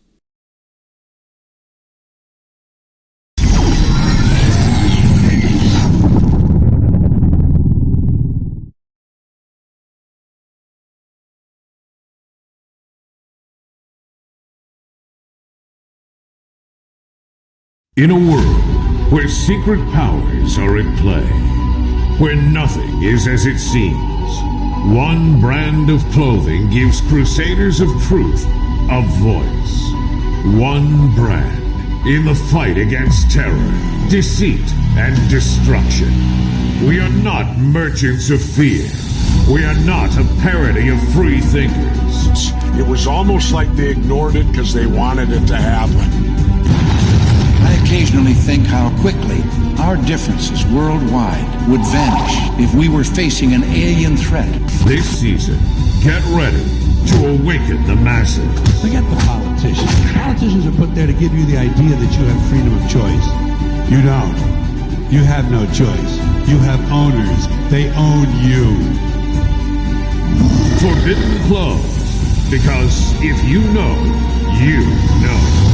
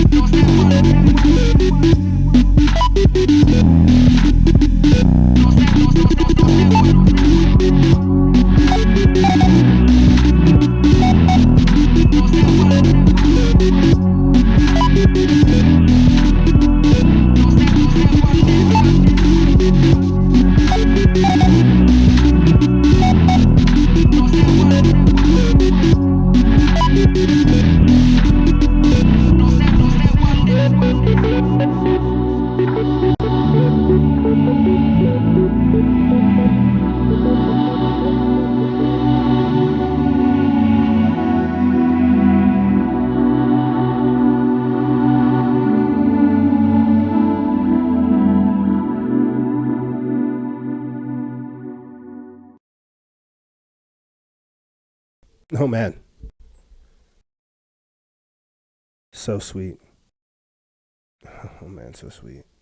And, well, you know, I think about, I wear many hats doing this type of work, man. I told you guys, before we took that last break, that I had worked with the producer, actually fought with the producer out there in the streets. Yeah, good man. Damn. And a real good welder, bro. Shucks, just a fantastic craftsman, period. Wow. And, I was just thinking about that song that we were playing in between the break and my days of like hip hop and music and rap and EDM and just where we are at and how far we've come in such a short amount of time. And just, it is only through the Lord God Almighty that I am still here today. I praise God. That's just all I can say is all praise goes to the Most High. I am but a humble vessel to do His work here. Oh my God. Oh man. China saying that Christianity is an evil cult. Well, I would prefer, for them to come out outright and say it, instead of sneaking around and being shady and doing everything else they're doing. That's definitely not how I wanted to intro this segment, but salutations, my friends, and thank you for joining us on this third segment, the medical mishandling of this episode, season 11, episode 4. We have 11 seasons underneath our belt, technically 10 if you want to just say that. A couple years underneath our belt, and it is so honestly jaw-dropping talking about this type of stuff. Prophetic politicking is the best way to describe it. But it's just so crazy. That cannot be understated enough. I know I sound like I'm repeating myself, but it's truly because I'm at a loss for words. And some smooth music like that really does kind of put it in perspective, like how far we are, and somewhat what's required of us. Not even what's required of us, like what is required of us to move forward. We talk about it time and time again, how the previous generation fought and died for our liberties and for our freedoms, and very few of us stand up for those that come after. But I can only hope that that's a snapshot and not the actual case. I'll say this and start getting into things. No matter how dark things are, realize that the shadows can't exist without the light. And I had talked about it earlier this week on the podcast episode that, a lot of this stuff is of God's doing. I mean, my God, whenever I'm over here talking about Revelation chapter 13 and the social credit score system and so much more, it's like, of course, this is God's plan. This is all a plan. Not QAnon's trust the plan, but this has all been someone's plan, a plan of master design that we're only now being made aware of because it is so overt. There is nothing new under the sun. You cannot hide. That which was hidden has been made visible, has been revealed. That is all Revelation means, is the great revealing, the great showing. Occult just means hidden. And all the shady stuff these people were doing out there in the secrets, it's now out there in the open. And we can see it now. And we are being given a choice. Not necessarily a moment of reprieve, but we are being given a choice to see how we proceed, how we move forward, and what we do. We have to have, I forget how it goes. I'll say this and get into stuff for you guys. There's a song by Rise Against. It's where they basically say that, we're willing to, we don't want to shoulder the burden of mistakes, but we're willing to carry the weight of trying. I forget like how the actual verse goes on the song, but he's basically saying that we don't want to carry the burden of repeat, but we will try. We don't know what's going to happen, but we don't want failure to be our excuse. Shucks, maybe I'll try to find it for the next show, but you get what I mean. Let me go ahead and start getting this clip up for you guys. This is something that we had begun to talk about last week, but last week Biden went ahead and he issued orders for the federal mask mandate. Let's take a listen, and then we'll continue on. CDC taking additional measures to protect travelers in the U.S. Starting tonight, anyone using public transit will be required to wear a mask. News4Jax reporter Jennifer Reddy joins us live. She's at Jacksonville Regional Transportation Center. And Jen, this is already a requirement at many local transportation hubs. Good morning. It is JTA is one of those in our area that has been requiring passengers and customers to wear a mask for several months now. Just in the last few minutes, I had an opportunity to speak with the communications director here, who says really the only thing changes right now is that this is a requirement now by the CDC. And he says, as always, safety is a top priority. Look, it's no secret buses are confined spaces, but we do a lot to ensure that those confined spaces are safe. Wearing a mask, limiting onboard capacity, doing things like changing our air filters on the buses more than not. These are the types of things that's going to keep us able to provide that safe, clean, reliable, and vital public transportation services for folks here in Jacksonville. From planes to buses and even ferries, travelers will be required to wear a mask for the foreseeable future. The CDC issued a mask mandate on public transportation that goes into effect just before midnight tonight. This means travelers must wear a mask covering their mouth and nose while they are on planes, trains, ships, buses, taxis, ride shares, and at transportation hubs like airports or bus terminals. The CDC saying in part, quote, requiring masks on our transportation system will protect Americans and provide confidence that we can once again travel safely during this pandemic. But there are some exceptions to the rule. According to the CDC, it does not apply to kids younger than 2 years old or those with certain medical conditions. Travelers can remove their mask for a short period of time to eat, drink, or take medication, or during an emergency, for example, needing to use the oxygen mask on a plane. And it is important to note that under this order, people do need to wear their mask the entire duration of their travel. Jennifer Reddy, Channel 4, the local station. So different people have different ideas as to what qualifies as a mask. Did the CDC specify what masks qualify? Oh my God.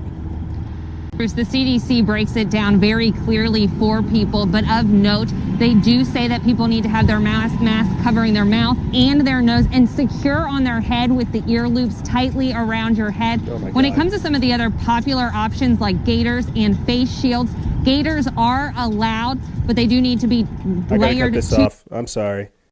This is the Big Brother government. Jen, could you tell me what type of masks are allowed? My God, are you serious? Great God, are you serious? This is the Obey Big Brother government. This is what happens when you have a tyrannical, run-amok, corrupt government that thinks it knows what's best for you. You're allowed to take your mask off when you want to eat, though, because we're loving. Like China, we have a loving dictator that allows us to eat without our masks. Oh, praise Biden. Give me a break. These clowns. Give me a break. This is insane. Insanity to its finest. These are the rules of Clown World. Straight up insanity. Let's go ahead and start getting into stuff for you. Right here, anti-vaxxers are the Biden administration's next target. An article that comes from Jesse Smith of Truth Unmuted. They put this up February 10th.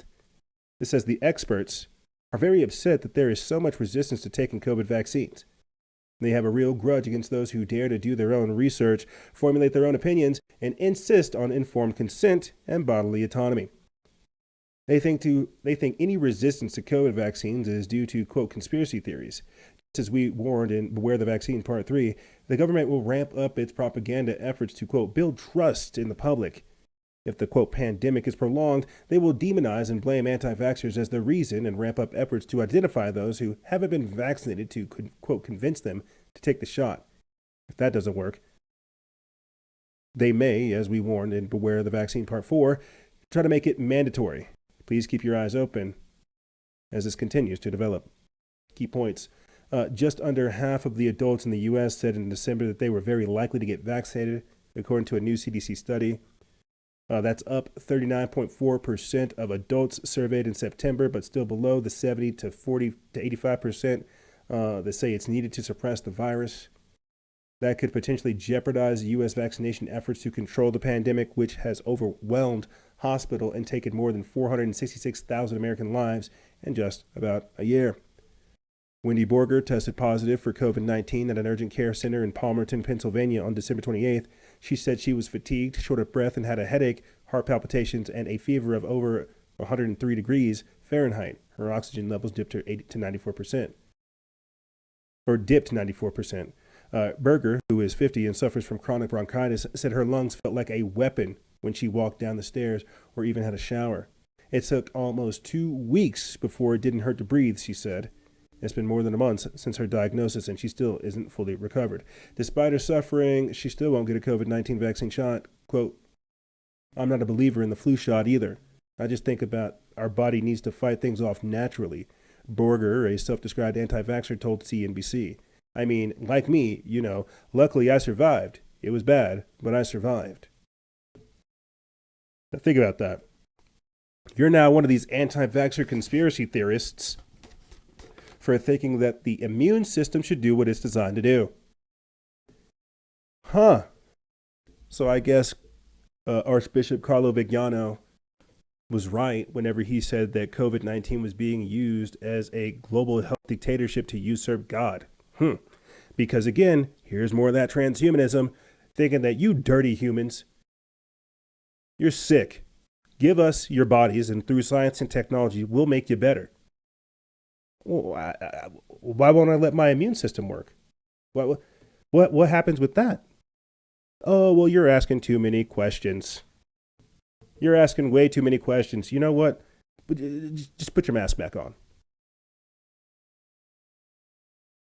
This is crazy. And I put this up just before coming onto the air. More of the insanity, right? Authorities investigating after COVID-19 vaccine recipients develop rare blood disorder. Wow. So on top of people having Bell's palsy, symptoms that are similar to stroke, half of their face essentially not functioning, people having the tremors and shakes, we've seen clips like that as well, they're now developing rare blood diseases. Very, very interesting. Let's see if I can pronounce it. Thrombocytopenia? Thrombocytopenia? It's a rare blood disorder. Wow. I'll read a little bit of this and then we'll get into our real article. It comes from Epoch Times. They put this up February 11th. It's by Zachary Steiber. It says federal authorities are investigating after some COVID-19 vaccine recipients have developed the rare blood disorder thrombocytopenia. Pinia, with at least several cases resulting in death. A Food and Drug Administration spokesperson told the Epoch Times via email that the agency is investigating and assessing the reported cases. Let me read a little bit about this blood disorder. I wonder what it's like. It said the blood disorder was listed by the FDA last year as a possible adverse event outcome from getting a COVID-19 vaccine, alongside other serious adverse events like Guillain-Barré syndrome and death. Several dozen cases reported post-vaccination thrombocytopenia have been submitted to the Vaccine Adverse Event Reporting System, a passive reporting system managed by the FDA and Center for Disease Control and Prevention. Approximately 44.7 million doses of the COVID-19 vaccines have been administered to the United States as of February 10th. It doesn't seem like it's going to tell me more about this disease, but I find that very strange that, again, Bell's palsy, right? Rare blood disease, headaches, lung collapsing, just the list goes on. We're watching a lifetime experiment, and people just keep trying to downplay these events. Sterility, right? So many things. But they just don't want to admit that this is causing problems. Very, very crazy. But continuing on, more of the medical mishandling, or at least the medical mayhem, right here. Report. UK government considering knocking on the doors of vaccine refuseniks. An article by Paul Joseph Watson over there at Summit.news. They put this up February 8th. And we have played for you clips of the military going door to door in the UK handing out vaccines. Now they're saying that they're considering knocking on the door of people who refuse it. So it's not mandatory. It's just strongly recommended. And now by refusing, they are going to try to figure out how to coerce you into taking it. Says council staff may turn up on doorsteps demanding to know why people haven't taken the shot. Again, threatening you, posturing you, trying to manipulate you, coerce you. And this is, again, why I would have to point you guys in the direction of our Telegram chat.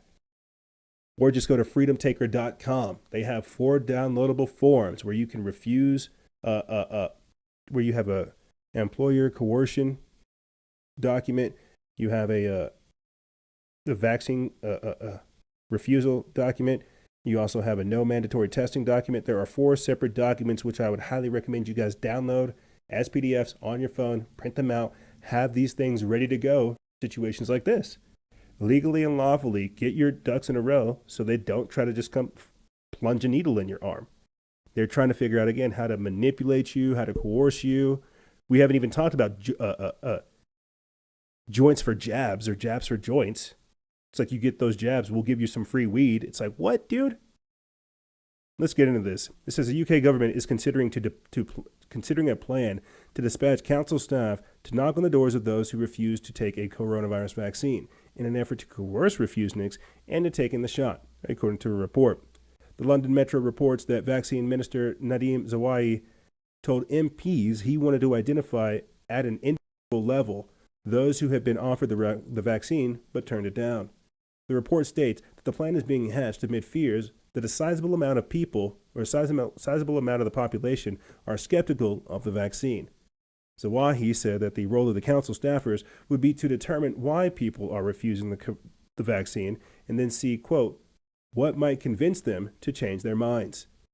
Zawahi refused to confirm how the government will know who has not taken the vaccine, but did admit during a radio appearance on the BBC that everyone who has taken the shot has been registered into a national immunization vaccination system.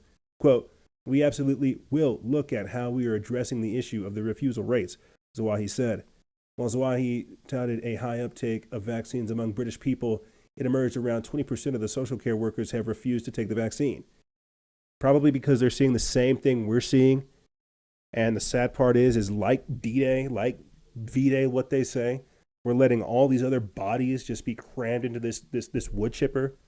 We're letting all these other people essentially sacrifice their lives, and we're seeing the first wave of studies come back. That's what I'm saying.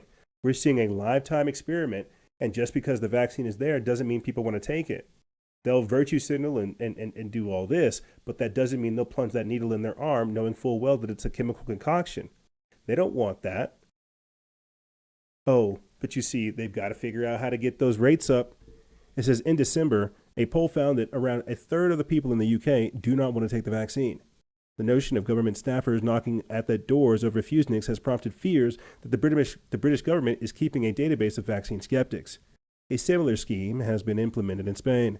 With so-called, quote, vaccination passports looming, a non-vaccinated database could enable the government to cross-check who they are issuing the freedom passes to and ensure that only the vaccinated are allowed to integrate back into society. So again, more of that mark of the beast style stuff, more of the social credit score stuff, the scientific dictatorship, right? Did you get your shot? Great, hey, here's a beer for you, boom. Oh, you didn't get yours? You can wait outside. You can wait outside. Yeah, you don't get to have the fun. You're one of those dirty anti-vaxxers. You see how it's just, you see how crazy this is, that there is no middle ground other than the ones that we force upon them. You had South Africa halting their vaccine rollout because they knew that the jab was ineffective at combating COVID. Oh, but you got to get it anyway. You got to get this ineffective vaccine for a virus that's that's hardly lethal. What?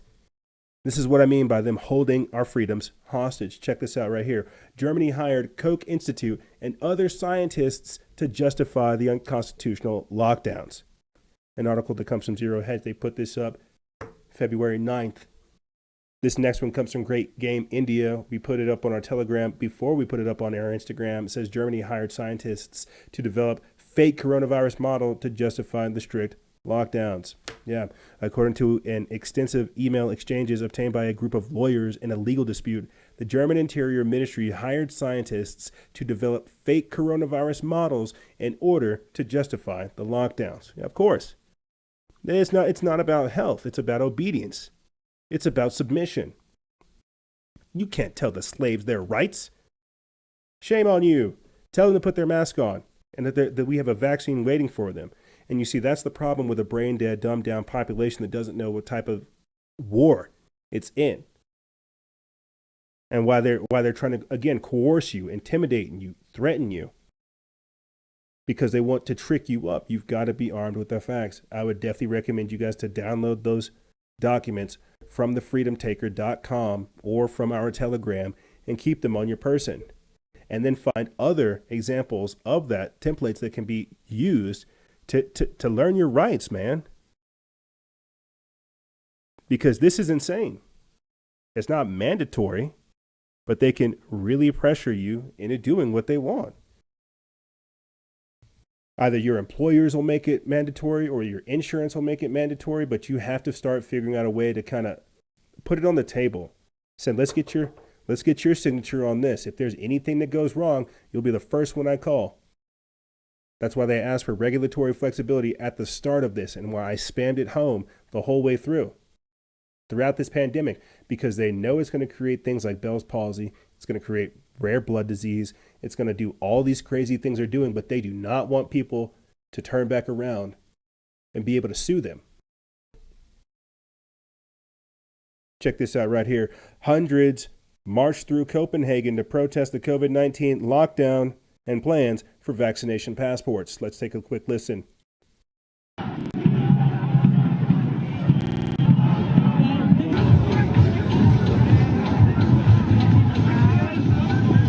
Hey.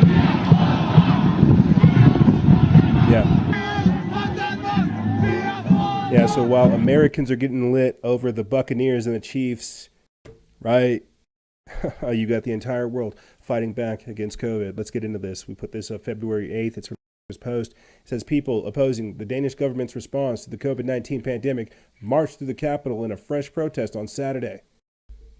Unlike some previous events, this week's gathering remained peaceful and prompted no arrests. The protest was organized by the Men in Black group, who were unhappy with Denmark's partial lockdown and the looming rollout of a digital system which will track vaccinations and issue certificates confirming people's inoculation status. The passports are used for international travel and potentially to give access to the public venues in Denmark itself.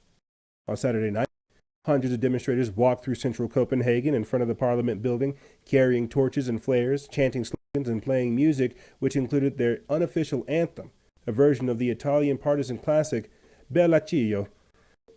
They also carried an effigy of Prime Minister Mette Frederiksen, made to look like North Korean leader Kim Jong-un, but unlike the model of the Prime Minister seen 2 weeks ago, they didn't burn it.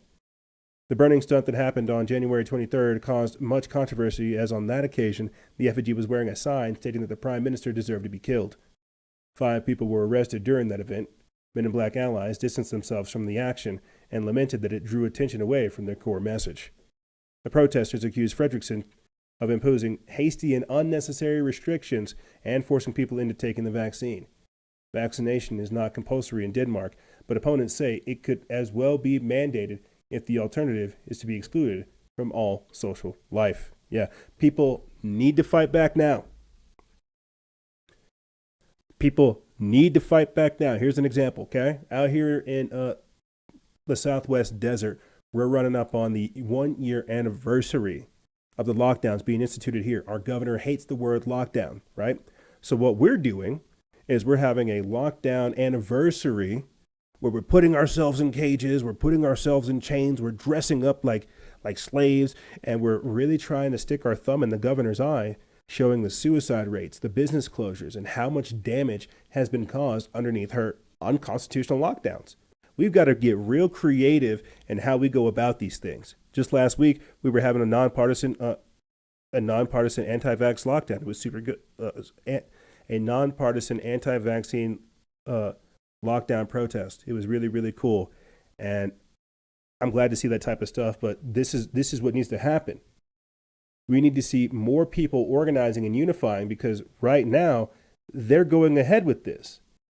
And so while the protest is one thing, you also need to come up with committees. You need to have like action groups, people calling legislators, people calling senators, people calling like their elected officials and putting the pressure on them. Burning an effigy is one thing, no doubt, but at this point, we need to let them know they're on notice. We see you.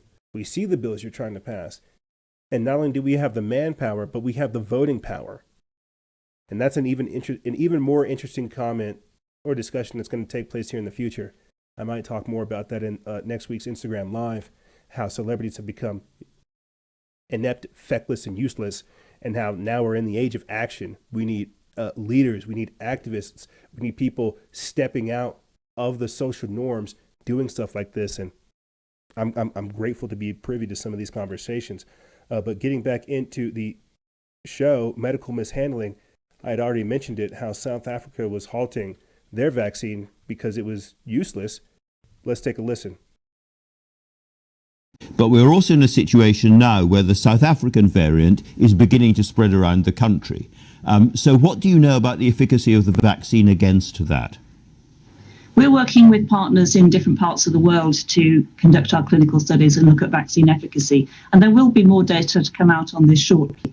We've had safety data published from the South African trials, and it's been shared with regulators, and there are certainly no safety concerns.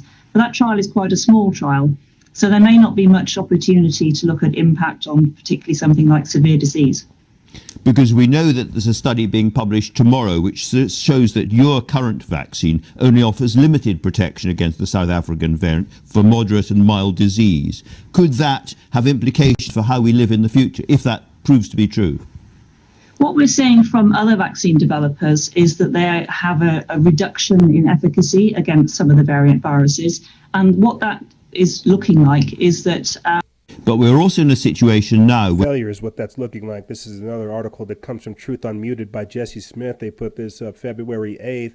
It says, as we previewed over the weekend, a new study suggests that AstraZeneca's COVID vaccine, developed in partnership with Oxford, is significantly less effective at preventing patients from being infected by a new, quote, variant, aka mutant strain, first isolated in South Africa. We posited that the new data could be used by European regulators as well as regulators from elsewhere to justify another round of lockdowns and other restrictions, even as cases and infections continue to decline worldwide. Already, it's looking like that assessment was correct, because on Monday, Bloomberg reported that South Africa had suspended its vaccination rollout until developers finished working on the highly anticipated vaccine. Meanwhile, Sarah Gilbert, whose name readers may recognize from her overly optimistic projections about when the UK's AstraZeneca jab might finally be ready to face the FDA a few months back, is already doing it again, telling Bloomberg that the new jab should be ready to go by the fall. Of course, AstraZeneca's jab isn't the only one developed in the West, so to show less than ideal data so far. Quote, it's easy to adapt the technology, Gilbert said in an interview with the BBC's Andrew Marr show Sunday. Quote, this year, we expect to show a new version of the vaccine will generate antibodies that recognize the new variant, and then it will be very much like working on flu vaccines that they've never gotten right. Although vaccine makers said their shot appears to maintain efficacy against the UK variants, pharmaceutical companies are racing to develop booster shots against new strains because AstraZeneca isn't alone here. Other Western jabs, including one being manufactured by Novavax and another being manufactured by Johnson & Johnson, have published data showing a surprisingly lack of efficacy against the South African variant, which is increasingly stoking concerns about another wave of viruses even after the first wave of vaccines has been made widely available. Yeah. Newsflash, there's going to be a new virus every year. There's going to be a new vaccine every year. And you have to roll up your sleeve every year to try to fight this. Yeah, every year. Last year it was COVID. This year it'll be like this. It'll be all about the variants and the different strains and how they've got to try to stop these strains. You've got to get more shots. You've got to get more doses, right? Every single one of them ineffective because it's not about the virus. They're trying to kill you. Oh, you didn't die with the first one? Shucks, come back. What is it, 17, 14, or 21 days? Get another. Oh, that didn't get you? Crap. Well, it looks like you're immune. Oh, looks like there's a new variant. Get back in here and get your revaccination, your annual revaccination. This is, again, more of that big brother, obey big brother mentality to where they're failing. They're showing you they're failing, but because the system needs to operate off of a lie and a hoax, they're running us through the system. Let me get into this article from Alexander Zhang of the Epoch Times, where it says, get used to annual revaccination against COVID-19, Boris Johnson says. It says people will have to get used to the idea of annual revaccination against the CCP virus as new variants emerge, British Prime Minister Boris Johnson said on Wednesday. Quote, I think we're going to have to get used to the idea of vaccinating and then revaccinating in the autumn as we come to face these new variants, he said during Prime Minister's questions in Parliament. The idea had been floated by Naheem Zawahi, the UK's vaccine deployment minister, on Sunday when he told the BBC that a, quote, booster in the autumn and then the annual vaccinations with updated jabs are very probable. Johnson, who told a Downing Street press briefing on Wednesday afternoon that just over 13 million people have now been vaccinated across the UK, including 1 in 4 adults in England, over 90% of everyone over 75, and then over 90% of eligible residents of care homes for the elderly. But the emergence of new variants of the CCP virus, also known as the novel coronavirus, has led to fears that the efficacy of a COVID-19 vaccine could be compromised. Of particular concern is the E484K spike protein mutation, which has been found in the result of weaker neutralization by antibodies in laboratory experiments. It is present on a number of variants found around the world, including the South African variant, which has been found to be more resistant to the antibodies and reduces the efficacy of the vaccines. A new study published last week shows that the Oxford/AstraZeneca vaccine offers minimal protection against the mild and moderate cases of the South African variant. Tests previously conducted by Johnson & Johnson and Novavax showed that their vaccines were also significantly less effective against the South African variant. Earlier this week, British health authorities announced that they had identified 2 more COVID-19 variants in Liverpool and Bristol, both of which have the E484K mutation. So get ready for more shots. Shots.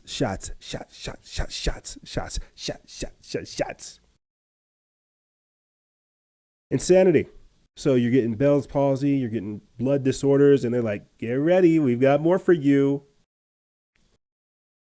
More of those bad boys coming your way. Yeah, this is what happens when we trust corporations and big pharmaceutical companies with our health. What the heck did you think was going to happen? Check this out. Analysis proves that COVID is lab-made. It's a lab-made virus. It's very interesting because the World Health Organization went to China, went to Wuhan, the Wuhan Institute of Virology, just last week, and said, oh, would you look at that? Looks like it didn't come from China. They did a probe into the origins of the virus, and they said, shucks, would you look at that? It didn't come from China.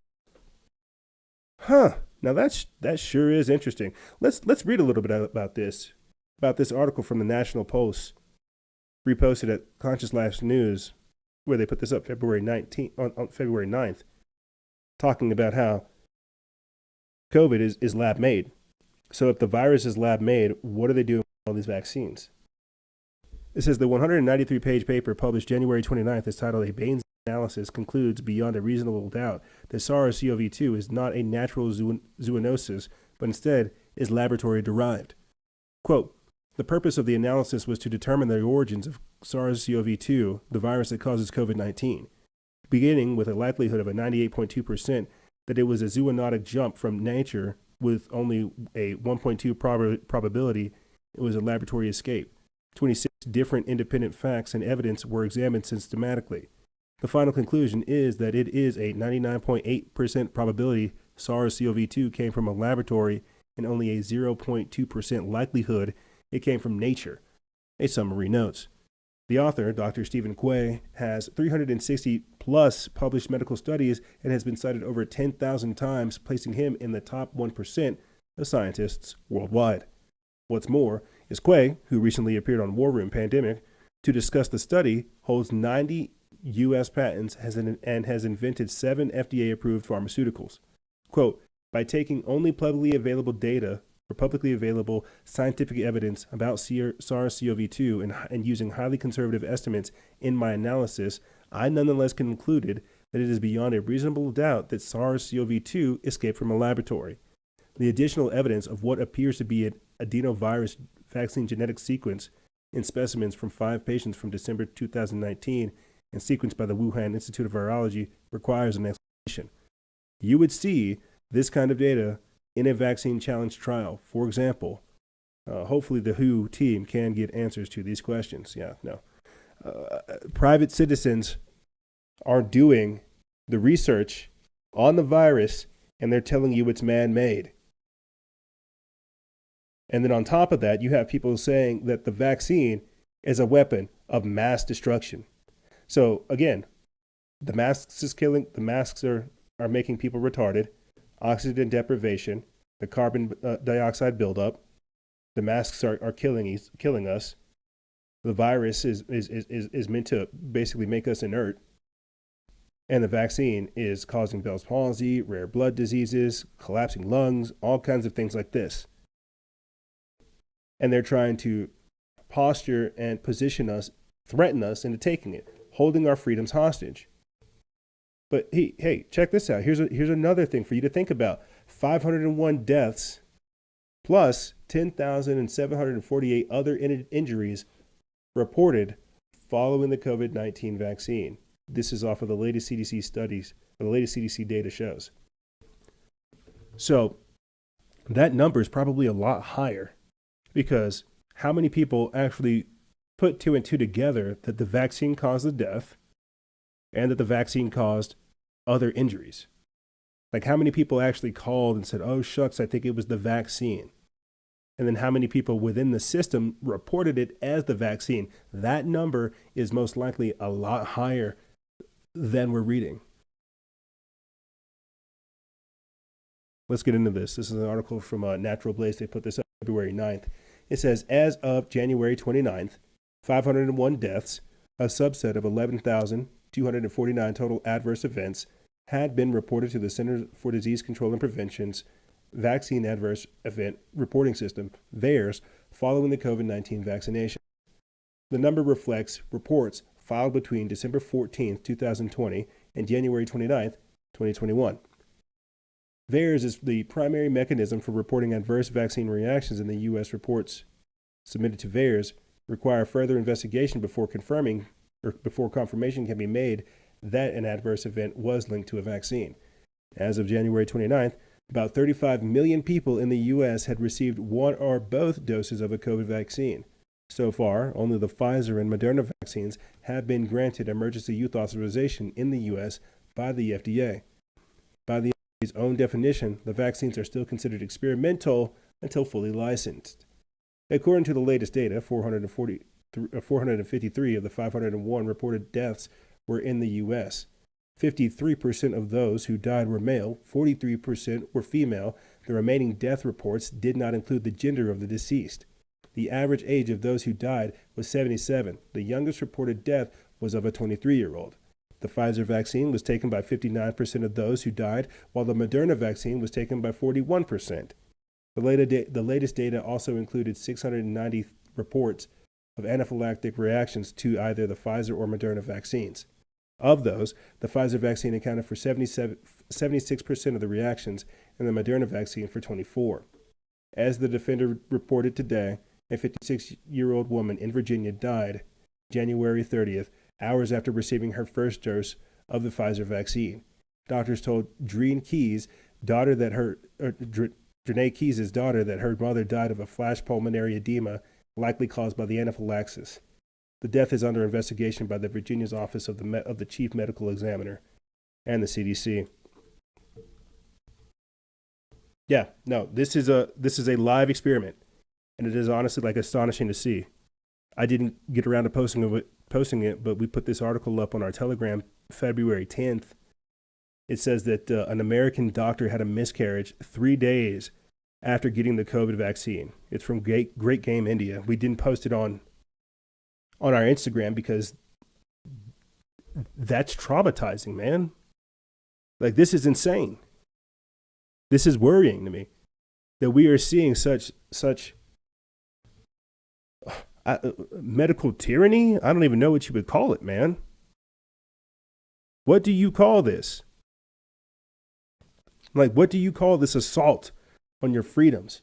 This assault on your health under the guise of healthcare? Audio listeners, you guys can't see this. I'll go ahead and describe it to you. I'm about to pull up a quick article that's apparently false information. It's been reviewed by independent fact checkers. Oh, man.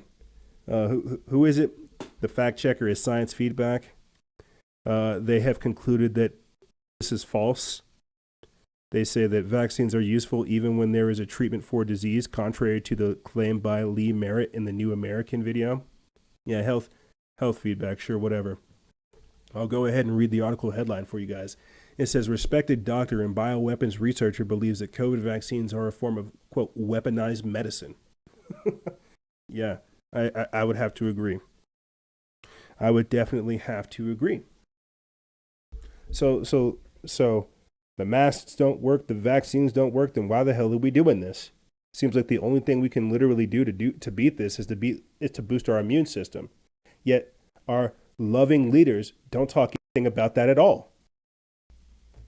This is an article that comes from Signs of the Time. They put this up February 8th. It says Dr. Lee Merritt, an award-winning spinal surgeon and former president of the Association of American Physicians and Surgeons, believes that the current coronavirus vaccines are dangerous bioweapons being deployed against the people.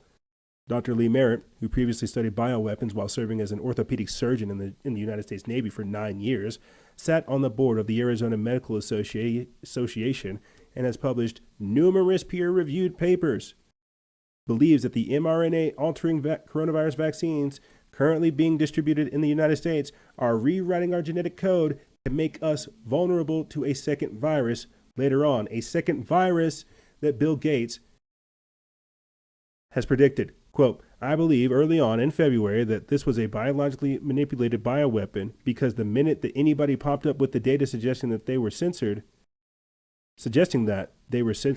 she said in an interview last month with the New American. Based on her time spent in bioweapons research, Merritt believes that we live in an era of, quote, fifth-generational warfare, where instead of using weapons on the battlefield, covert biological agents, economic warfare, and propaganda are the most effective in turning the tables of the power between nations. Quote, we had a lot of bioweapons over the years, and the one I was very worried about was smallpox, but most of these bioweapons were either hard to distribute or there was treatment for them. She said, quote, I think that there is a host of evidence that shows coronavirus is a naturally occurring very benign virus that doesn't even give most people the cold, but at most, it'll give you the common cold. Vaccines are most effective when used against an untreatable and deadly virus, she says. While diseases like smallpox and polio were effectively treated with immunizations, scientists have discovered promising treatments for coronavirus since the pandemic began, such as hydroxychloroquine and intravenous vitamin C. We've actually had people on the show to talk about this. Quote, if we are at biowarfare right now, as a part of this multidimensional warfare, if you have a treatment in your back pocket, they cannot terrorize you with viruses, and that's important because the vaccine doesn't prevent transmission by their own admission. We've talked about this. We literally just went over how they're admitting that it is ineffective. Although prevention and treatment reduce the need for a vaccine, such information is routinely censored by social media companies and demonized by the mainstream media. Even Cheryl Atkinson, a tenured former CBS journalist, had one of her reports removed from YouTube for relaying information which ran counter to the official position of the World Health Organization. Quote, we have vaccines because we didn't have treatment for smallpox, and it was a very, very deadly disease. It made sense to have a vaccine. We didn't have a treatment for polio, so it made sense to have a vaccine. But this, even without doing anything, this disease has a 99.991% chance of a survival, as opposed to the standard viral flu season is 99.992%. Coronavirus numbers are widely disputed. However, scores of doctors and scientists have been speaking out for the better part of a year about the disproportionate amount of harm done by the lockdowns and forced mask wearing. One Canadian researcher estimates that the long-term cost of lockdown will far exceed the virus itself by as much as 10 times. Merritt explains the differences between coronavirus vaccines and regular immunizations. Quote, coronavirus vaccines are not giving you a pathogen. What they are doing is programming mRNA. mRNA is like DNA, but it's like messenger RNA. It's what makes proteins in the body. It's kind of like a computer chip that you put into a 3D printer and then you tell it what you want to make and it prints it out. We have that in engineering, and this is the biological equivalent. Yeah, this is Bill Gates trying to program you like he programs software. Yeah. Very, very fascinating stuff. I'll be for sure putting that in the description bar below because this is insane. They're literally programming you, telling you that they want regulatory flexibility. They don't want to get sued for programming your body. That's why these rare blood diseases are popping up. That's why Bell's palsy is popping up.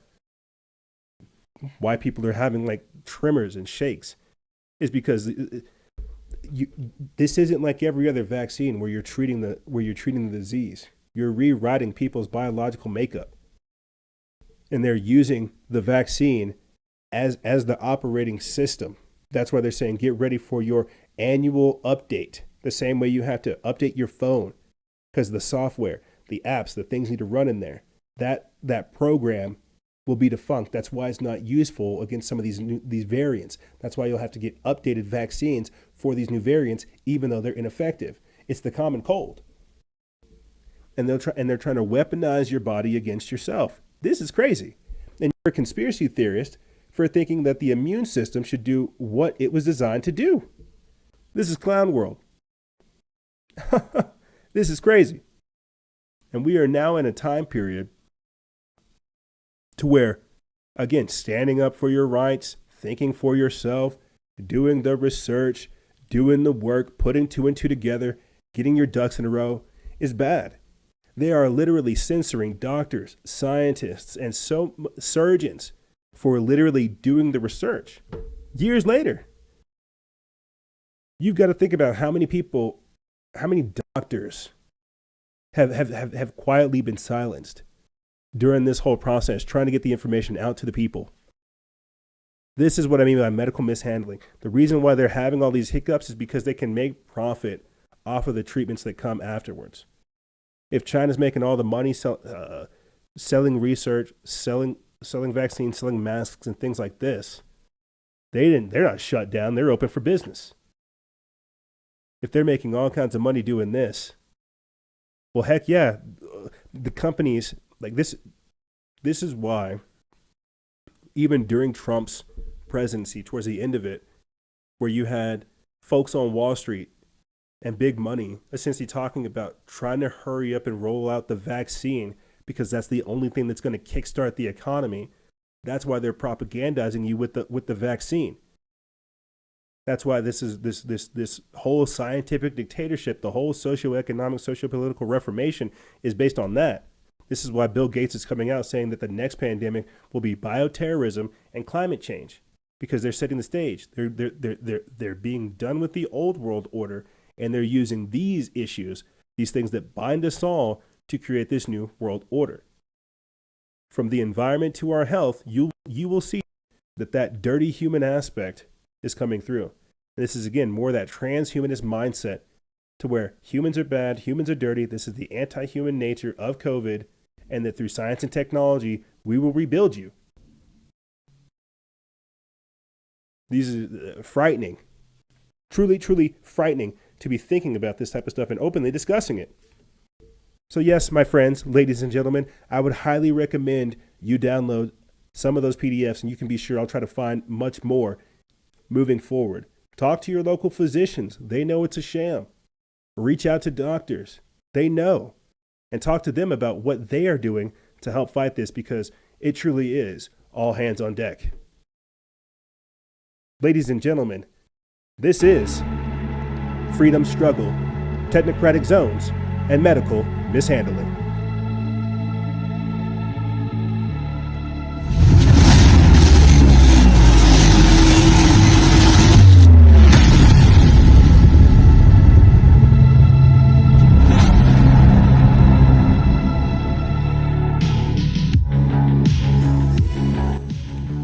However, ladies and gentlemen, that's all I really have for you guys and gals. Now, I know it's getting crazy out there, and it's getting weirder by the day. Straight weirder by the day. And I am trying to do everything I can to not lose my mind. To not lose my mind, and to not also get lost in this place and time as we try to get this information out to you. You have to understand, every single episode from here on out is going to be with this same level of intensity and passion, because we don't know when it's going to be our last. We don't know whenever they're going to try to cut us off. They're cutting off the leash, they're cutting off content, deleting everything, moderating everything, watching everything. Truly, being in this position, being able to offer this information at this level of intensity is a blessing. And I am honored that you guys are willing to rock with us, pros and cons and all. But like I said, ladies and gentlemen, that's all I really have for you guys and gals. I'll be sure to put a link to the My Patriot Supply water filtration units in the description bar below, as well as these storable goods. Get that. Take care of yourself. Prepare now, for the time is short. And when I say that, I'm not just speaking to you, I'm speaking to myself, because all we have is each other. And remember, guys and gals, stay vigilant, expose lies, and share truth. This is Noisera, Freedom Faction, out.